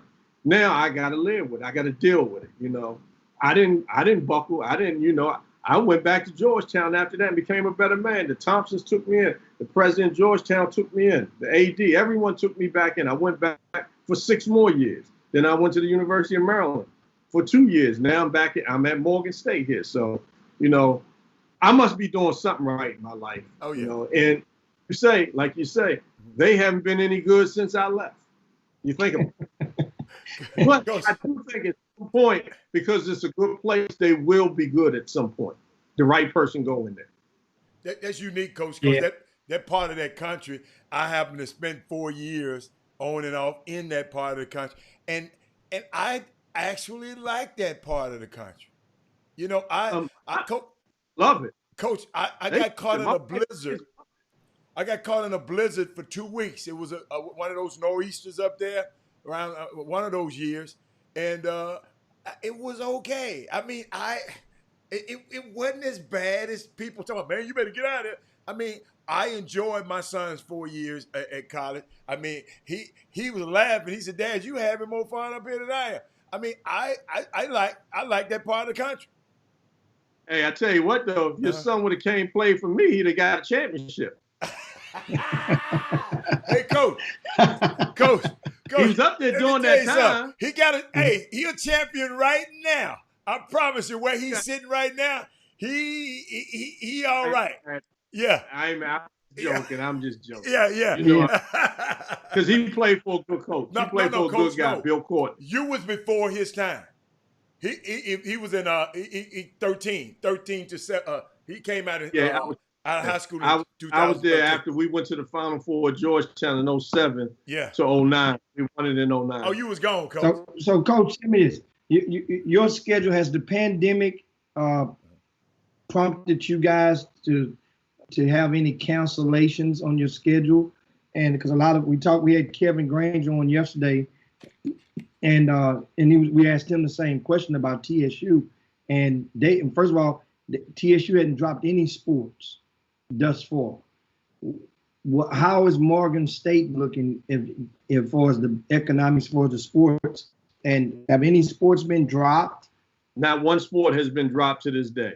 Now, as far as scheduling, which is interesting because is normal right now is we're in the holding pattern. We have not changed our schedule. Everything is a go until we get further in. Now, you know, fall sports have been pushed to the spring. They were one of the first, you know, conferences to take the sports and move it to the spring. But basketball is a winter sport, and they have not, you know, said anything. We may go to a conference only, but they have not said we can't play out of conference schedule. Right now, we have an out of conference schedule we're working on, and for the most part, we have done. And I tell you, Morgan has not missed a beat. Like I say, our president and athletic director have done an unbelievable job at, you know, keeping this afloat. And, you know, they have students coming back September 9th. You know, some will be on campus, some will be remote. I mean, they have a strategic plan, which looks very, very good on paper, you know, and I commend them on what they're doing. You know, people around here are doing what they can to keep things in line. And it's been a beautiful thing to watch us work together to make this thing, you know, to make it look like it's going to jump off in the fall. So, Coach, who have your president and your athletic directors, what what infectious medicine, what person, what scientist, what science department have they been taking their cues from? You know what? I don't know all that. I do know we have tested twice so far. Okay. In a lot of schools, we tested when those kids came back, and we just tested yesterday again.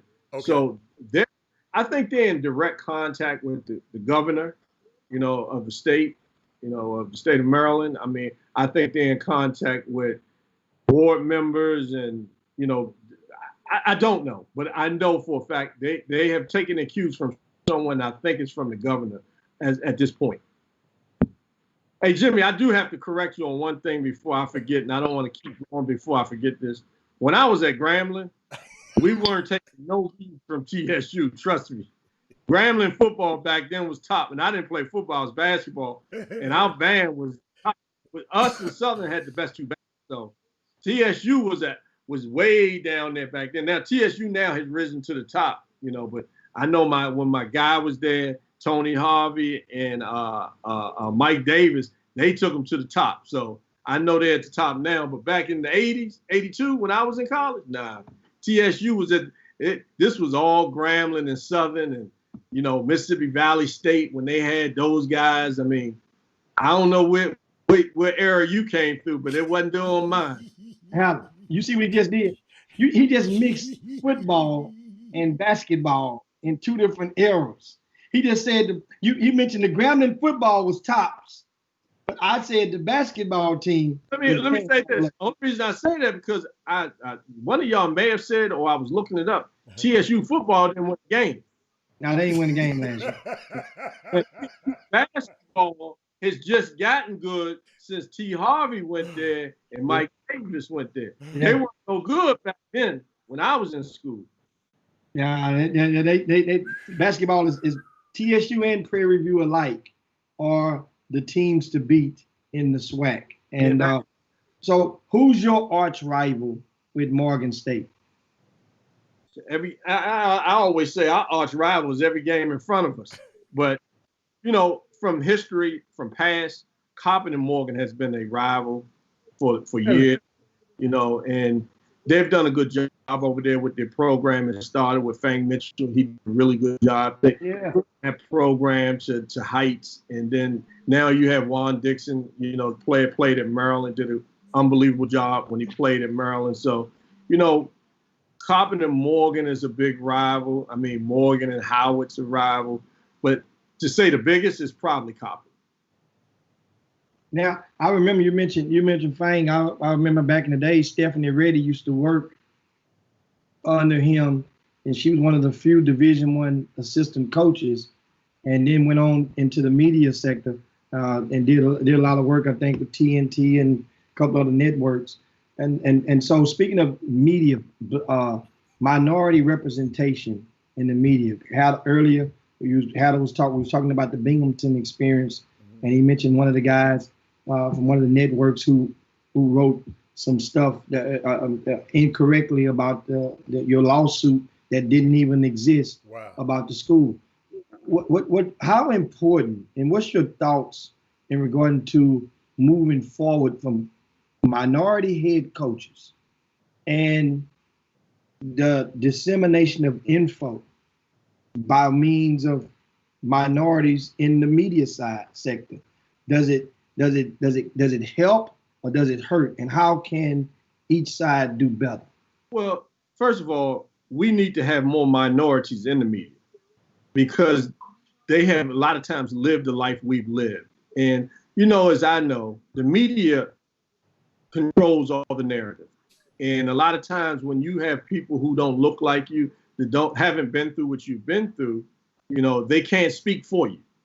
And like I have a very close friend, and I've had friends growing up that's in the media and done well, like, bless you. I've had, a fraternity brother of mine that's been on my line that I'm close to. I talked to Gus Johnson, one of the voices of, college football, basketball, he does everything. Soccer. I mean, I grew up, looking at James Brown from my neighborhood, how he made it, Glenn Harris from Washington, D.C., WHUR Sports. I mean, you know, we have to have more African Americans in the live stream and media, because they understand who we are, what we're about. And like I always say, media personalities, they control the narrative. So they're going to put out what they want to put out. And it's, you know, like, you know, you watch the media now and you watch certain media shows and you go over to one side, CNN, who's giving you the truth about all that's going on. Then you go to, I think is, I don't know if it's NBC, Fox, one of them. Yeah. And everything is like, really? Is that the truth? That's not the truth. I mean, these numbers that, you know, and I don't want to go into the political part, but right. they control the narrative. Right. So they control what they want to put out there. They want to praise Donald Trump, who is just literally every day taking our country in a direction that we've never seen. Well, we haven't seen in our lifetime. That's right. It's going back to the before, seemed like, and it's just hard to watch. It's hard to stomach. I mean, you know, a man that's supposed to be, you know, leading the free world, sending soldiers out against his own people. I've never seen that in my life. I mean, you know, soldiers out across the waters and fight the enemy, not your own people. Yes. But the Fox people say there's nothing wrong with it, when everything in the world's wrong with it, you know. And, you know, we just got to get more people, not just African Americans, but yes, African Americans, minorities, you know, Hispanic, you know, all the different, you know, I listened to this man talk about this disease from China, whatever. Yeah. We need more Chinese disease. We need more Asians in the media to just lived over in China to tell their story, to defend, you know, maybe it is, maybe it isn't. I don't know. But I mean, when you have a person or persons controlling the narrative and putting it out there, it's going to stick with some people to think it is that, which we don't know. You know, we're on a whole different continent than China. I mean, of course, it's there. It's in a lot of countries. So we don't know initially where it originated, but we need more people of color like yourselves in the media, so we can have two sides of the story, because it's always two. It's never one-sided like they wanted to make it to believe. Think about this, Coach. If I hadn't mentioned that to you on this show, I would have probably never known that. I went by what I read. I read several articles, and each one of those articles had that narrative. If I don't talk to you, if you don't come on this show and explain that and tell people that, man, we will go around thinking that they control. Media shapes our culture. And that's why it's so important that, you know, because sometimes we just talk about how, you know, sometimes I just wonder why God put us in this position, Jimmy and I. And because it, like Jimmy said, turned out to be a hobby. Now it's a passion. You follow me? And it's right. I'm sorry if you get in. Go ahead. And Coach, it's just unbelievable, the platform. See, and I'll be trying to let people understand, it's not whether you don't like me or you don't like Jimmy. This platform is valuable to our community. So if nobody supported, you support. You said something great about when he talked about the Chinese flu. That's what he called it, Chinese flu. That no Asian was representative that came on and refuted it. And it's just I didn't realize the responsibility that we have, but I promise you, I know to whom much is given, much is required. And that's why I take this thing serious, what comes out on these airwaves, and just try to help people, Coach. Let me say this, you know, it's interesting. I used to get mad, that not really mad, just upset. Yeah, mad that Trump always talked about President Obama. Yes, I got mad. Man did his 8 years, ran the country. Everything was great, you know, I thought, and he just want to bring him down at every turn. Every turn. But I always think about what through all my years at Georgetown, Big John used to say, you know, sometimes power is in less, the less you say, more so than defending or, you know what? Barack has, as they would say, real estate in Donald Trump's head that he's not paying for. And he tries to discredit everything Obama has done in his 8 years. And the sad part is Obama done some great things for all people. Yes. Not just, he did it for all people. You know, more so for the lower income, you know, doing Obamacare and stuff like that. That was a brilliant thing he done. Brilliant. And this man is to discredit and take it down every chance he could, every chance he can. And it's going to come a time, and I think it's coming soon, that, you know, he's going to come out and really go at Trump. And I hope he does, because now isn't the time. Now isn't the time. Like, it's going to become a time when he's going to have to, you know, roll his sleeves up and put it all out there, because this guy that's running the country is not smart at all. And he's killing himself, not figuratively, but just in this race for, you know, the presidency. And, you know, I like to tease and joke when we went down to march, you know, down in DC, our mayor, who I grew up with her brothers and, you know, in Washington, D.C., Bowser, Mayor Bowser, they put Black Lives Matter. Yeah.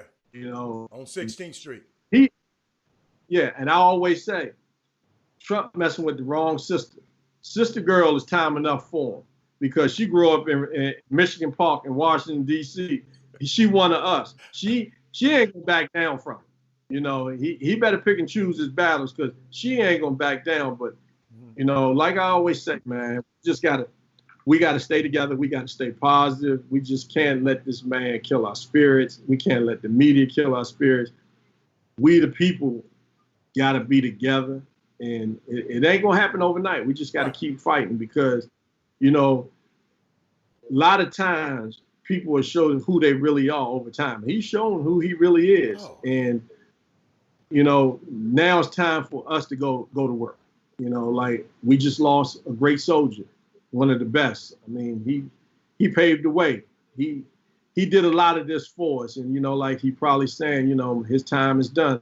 Now we need some other folks to take us further in this fight. And, you know, what you two guys doing, what you're doing in the media, you got to keep pushing that to all our Black youth, all the youth, the educated youth, the non-educated youth, just people in general. Just keep pushing that message. We got to fight. And you know what? And Coach, I'm seeing something, you know, like people talking about pass the torch. Coach, I was thinking about it because I heard somebody talking about it the other day. No, these guys shouldn't have to pass the torch. C.T. Vivian and John Lewis. What these guys did was light somebody else's torch. So it's our time. We got to start lighting people's torches, Coach.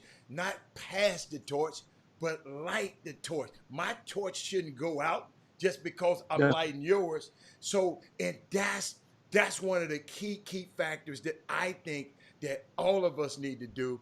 And because we got to, that's why I love Joy Reid being, she's on NBC now. No Black woman has been in that spot ever. That particular spot on a cable news network. Glenn Eiffel was on PBS. But it's not going to happen overnight. And we just got to, like you said, it's something we got to do. We can't wait on nobody to do it for us. So Jimmy, what else you got? I wanted to ask you, what are you guys doing as a staff with your players in regards to social justice,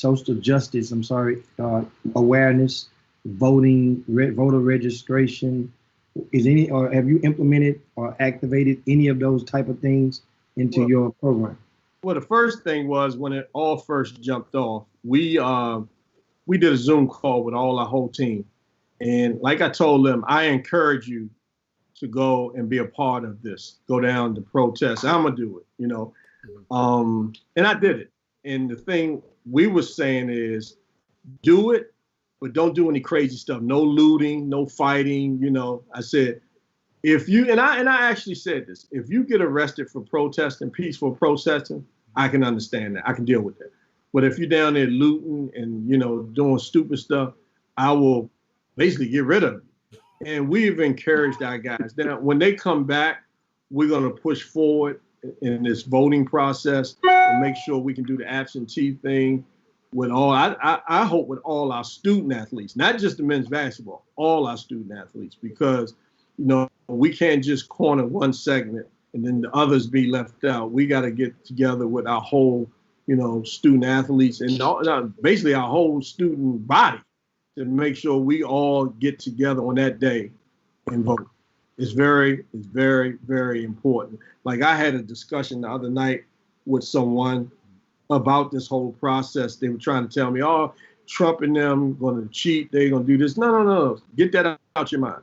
I tell you, if they can pull that off this time, this ain't a free country no more, because we can't let no outsiders come in and dictate, you know, how our country should be ran and who's going to win. We can't have that. We have smart enough individuals who work on the Hill in Congress and Senate and all the different government bodies that there's no way they should be able to pull this over no one's eyes anymore. It may have happened in 2016, but it damn sure ain't going to happen in 2020, 2021. It ain't happening. We're not letting it happen. So they can get that out their mind and stop saying it. So yeah.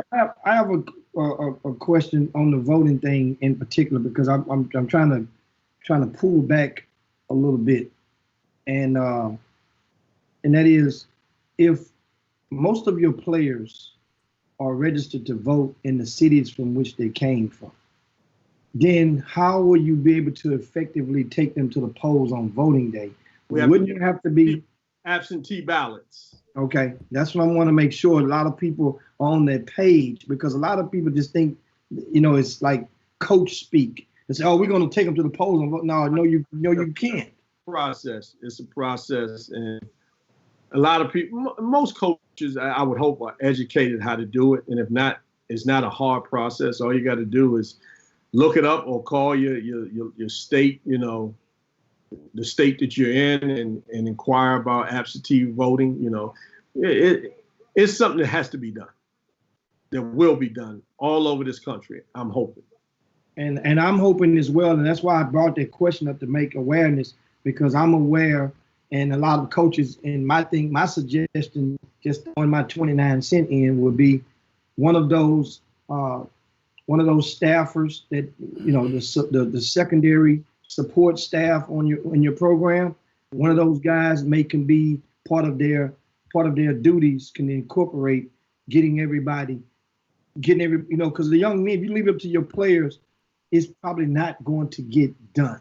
Right. But if somebody's on top of it and helping them to push it through and get registered or do the absentee voting, not actually vote for them, but letting them know how to do it. And that way everybody can do their absentee at the same time, you know, and part of, you know, maybe during a study session, just study what's going on in your cities. And this is where we can, because a guy like Trevor Moore from Wheatley High School, that school in Houston is located right in the heart of Fifth Ward. And they've produced plenty of distinguished alumni have came from Wheatley. But however, in basketball, a young man who came out just a couple of years ago, for him to come back to Houston with a college degree, and he will, you know, it means so much more to that community. To other communities, that's just a pass in the wind, getting a college degree. But to Wheatley High School, to be able to come back with that degree, you know, after going to Cincinnati, then going over to the East Coast to Morgan State and coming back, that is job well done with itself, because far too many who play basketball from Wheatley have left and did not get the degree. And then they come back and now they're victims of circumstance. Right. And so that's what we're rooting for Trevor and as well as Morgan State to get it done. Well, Trevor, we're on them about that. We say here, my saying is failure is not an option. So we're going to make sure he's successful. And Coach, I wanted to share something with you before we get off. I was talking about the restart of the NBA and the NBA bubble. And a lot of people were up in arms. I don't know how you felt about it. A lot of players said we shouldn't do it. It'll take away from, what we're trying to do. And, it'll take away, Avery Bradley talking about it'll take away from the impact of the social justice cause. But, Coach, I've been watching the news the last week. And I don't know if you've been paying attention. The news the last week, that has been put on the back burner. COVID is on the front page right now. The spike in COVID has taken over the front page. And I just hope we don't put, and us, we can't never put this Black Lives Matter on the back burner. We cannot. Just putting it in the NBA, I love you, but just putting it on the basketball court, or putting it on a T-shirt, just ain't enough for me. I would like them to ensure that our lives matter, yes. But, Coach, I want our economics to matter and that our demographics in the league leadership, it should matter. And that the players continue to hold these owners and the league's feet to the fire around this thing, Coach. I don't want them to forget, because we'll go back and get comfortable in the bubble. And I know Chris Paul is at it, though. But all of these things are important, Coach. Don't just do this marketing moment and what is trending. Make sure that the practices and these hiring, Coach, I've been down to several NBA offices, and I have the advantage to go on the executive floor. We're not represented, but 70-some% of our guys who are down there in the bubble. Let me show you something. Them owners ain't in the bubble. Let me repeat that. Steve Ballmer is not in the bubble. Okay? These owners, Timothy Fertitta is not in the bubble. Our guys are in the bubble. We're talking to them every day. So, I just, Coach, and I really see both, and I was conflicted, right? Come back, Coach. The players really, Coach, had the power. Right now, LeBron and them, they could have shut that thing down. They had the power to shut this whole league. And hold up, Coach, and had a great reason. The virus. Rob, I'm with you. Mm-hmm. The players are still going to have the power, play or no play. Mm-hmm. And this is not a 1 week, 1 month, 6 month process. Mm-hmm. This Black Lives Matter is a everyday, 365 days a year for the rest of all of our lives. And I understand when you say you're conflicted, because I am too in a sense, because they always say the frontline workers, the what's the word they use a lot of times? Essential workers. Essential workers. So what you're saying is our Black athletes are essential, and they're on the front line doing a service. Now they get paid for it, and they get paid really well for it. But some has opted out because their families and their lives mean more, and I get that. But you can't hold a young man, against him that decided to go back to play because of what's going on. But let me just say this. The struggle is real. And when they stop playing in another month, when they start playing, they play for a month or two, the struggle will still be there. Yes, you're right. Then we'll tell you who's really in, that plays in the NBA, and what owners are really in. like I'm on this group, and this is a sharp young black brother named Scott Brooks. He's a professor at Arizona State. Him and Jeff Arnold at Jeff is an assistant at Ryder. They run a Zoom, and this is our plan. You know, when you look at college athletics, especially football and basketball, the two money makers in college athletics, you don't have as many African American head coaches as they should be. And right now, we're dealing with this thing called the firms, the search firms. Well, forget the search firms for a minute. We have a thing where we're sending this to college presidents. We're going past the AD and the search firm, because all we're getting is the lip service. We're getting the, well, it's not a good fit. We're getting the code words. It's not this, it's not that, the code.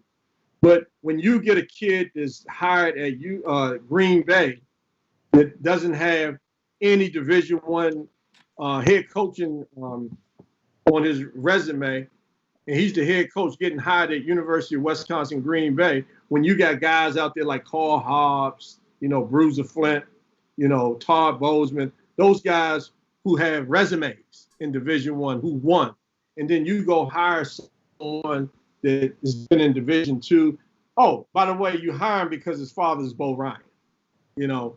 So what we need now, through all this process in the next year, 2 years, whatever years, we need a report card. How many African Americans are you're interviewing? How many African Americans have you fired? How many African Americans are getting jobs? You know, we need a report card, because, you know, there's never been anybody held accountable for this. So instead of going just to athletic directors and search firms, this needs to be addressed with the presidents. How many African Americans in the president's cabinet? This stuff is big, and you're talking about the NBA, you know, and you're talking about how many African American, you know, they're in this bubble, and no owners are in this bubble. You know, we don't know that for sure, that they're in it or they're not. But when you start having report cards, you will get a better idea with who's and what and where they are. So that's where we at with this whole thing for the next how long, you know, about hiring and who's on what staff and who gets what job. That's where we're going with all this. Yeah, I mean, and that's takes baby steps, one brick at a time, and definitely something. This is the time to push forward. You got to push the needle on that. You got to push the needle, because it, like one of my buddies say, it's 2020. And you know what they say about 2020? Everything is clear. This is year 2020. Your vision is 2020. We can see it clear as day. Kareem Abdul-Jabbar said it best than anything. He says, you know, racism is like, you know, dust. It only comes to light when light shined on it. So it's 2020. A lot of things have been put out there in this period of time, in the last, you know, what we've been dealing with for the last how many years, over 400 years, they say. It's 2020 and everybody can see it. So, you know, it's no secret no more. We got it all out there. Hey, man, guess what? You're going into some territory that we touch on the Chop Shop every other day. Yes, sir. And it's just refreshing sometimes to hear the music from a different set of speakers, so that people can see. And that's one of the benefits of this platform, is so that a lot of the viewers can be able to connect the dots and understand certain coaches that come on the show. And I'm quite sure now, when Morgan State comes calling, or comes watching, or comes recruiting, now people won't look past it and just shift right on. They're going to stop and focus and like, wait a minute. Yeah. I listen to Coach on the Chop Shop. Oh, I like the way he thinks. I see what makes him tick. And this is one of the things that's valuable. Wow. And how we continue to be I guess, a description of the FUBU for our community and for our coaches. And that's, and when it comes to get, I mean, and that's the thing. This is not, remember, we come on the Chop Shop. You asked us at the top of when you first came on. Well, you asked us during the break, I think at the top of the show. You said, how long were you guys on? We say, Coach, 12 to 2. What we didn't tell you is what we go into overtime, like you do in basketball, the score tied. We go in extra period. We're in overtime session right now. I see. And that time you've been on for 1 hour and 2 minutes, and it seemed like you just got on the wall. And this is, understand, what other outlet would give you an hour to speak on whatever topic you want to speak about without trying to coerce or drive their narrative in front of you or behind your words? That's the Chop Shop. So we ask you to do is spread the word through the coaching ranks.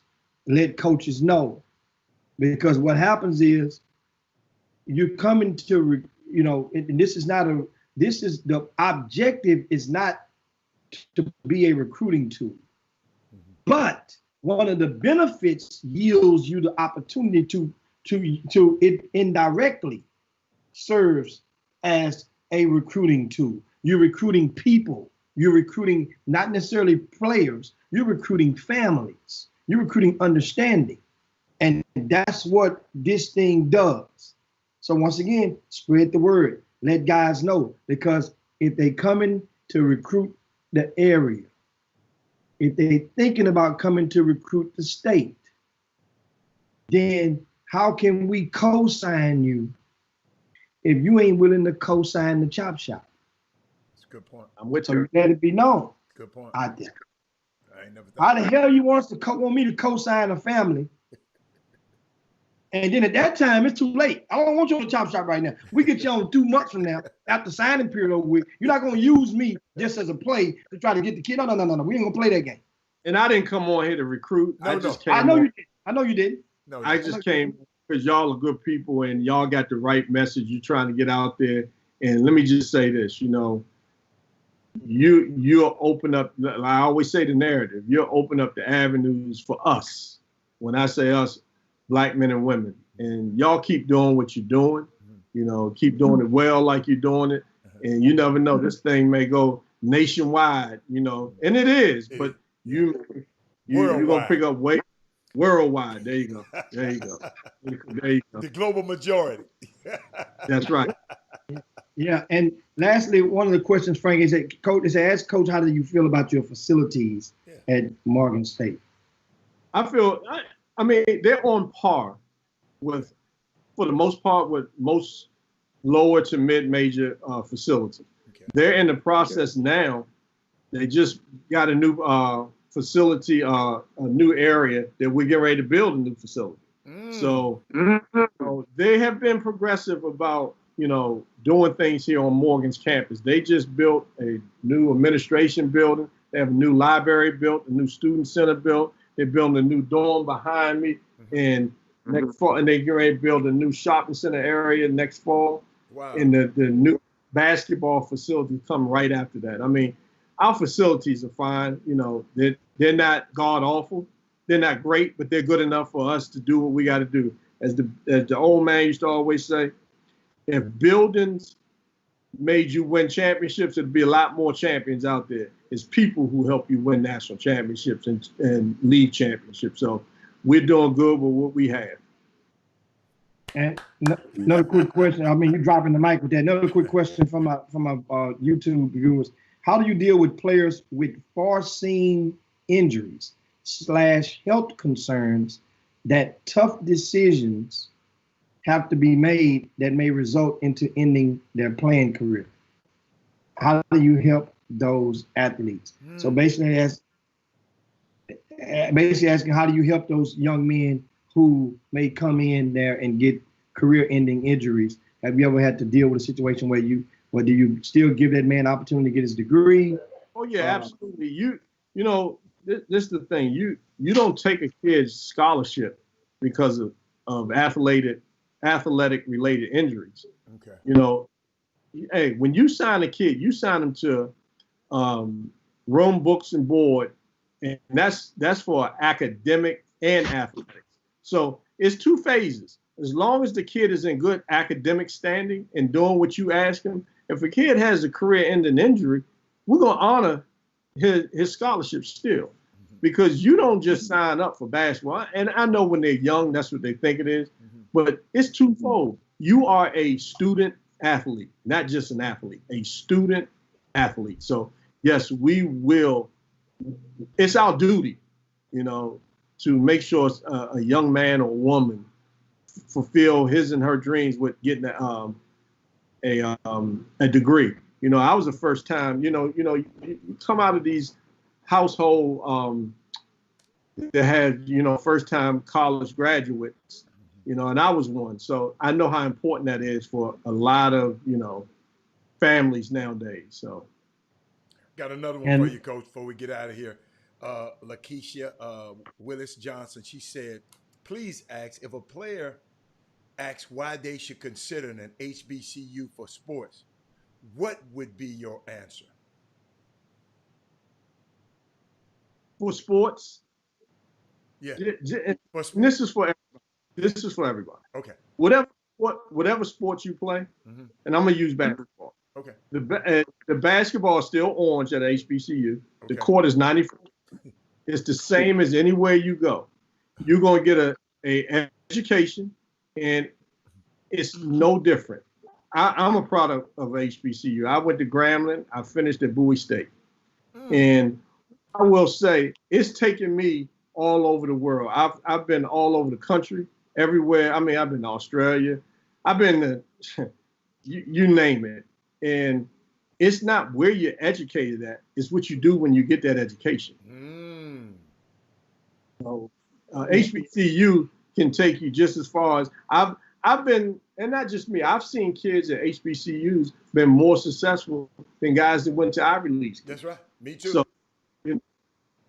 it's more successful HBCUs than some guys been in the Big East. Hold on, guys. Okay. That's hey, man, telling people you're on the top shop. It's all right, Coach. What the hell you doing? That's why he can do it. Hey. My players from down your way, he's from Florida. He's knocking on my door, so I got to let him in. Oh, Troy yeah, let him in. He played Troy, what he classified as, Coach? What he classified as? Rising senior. Okay. What did he do last year? Great games. He had some real good games. He's one of my leading scorers coming back. Jimmy, hold on, Jimmy. Did you see how quick Coach went and opened that door? He had to be come on, Jimmy. Coach got 13 players, and all of them are great.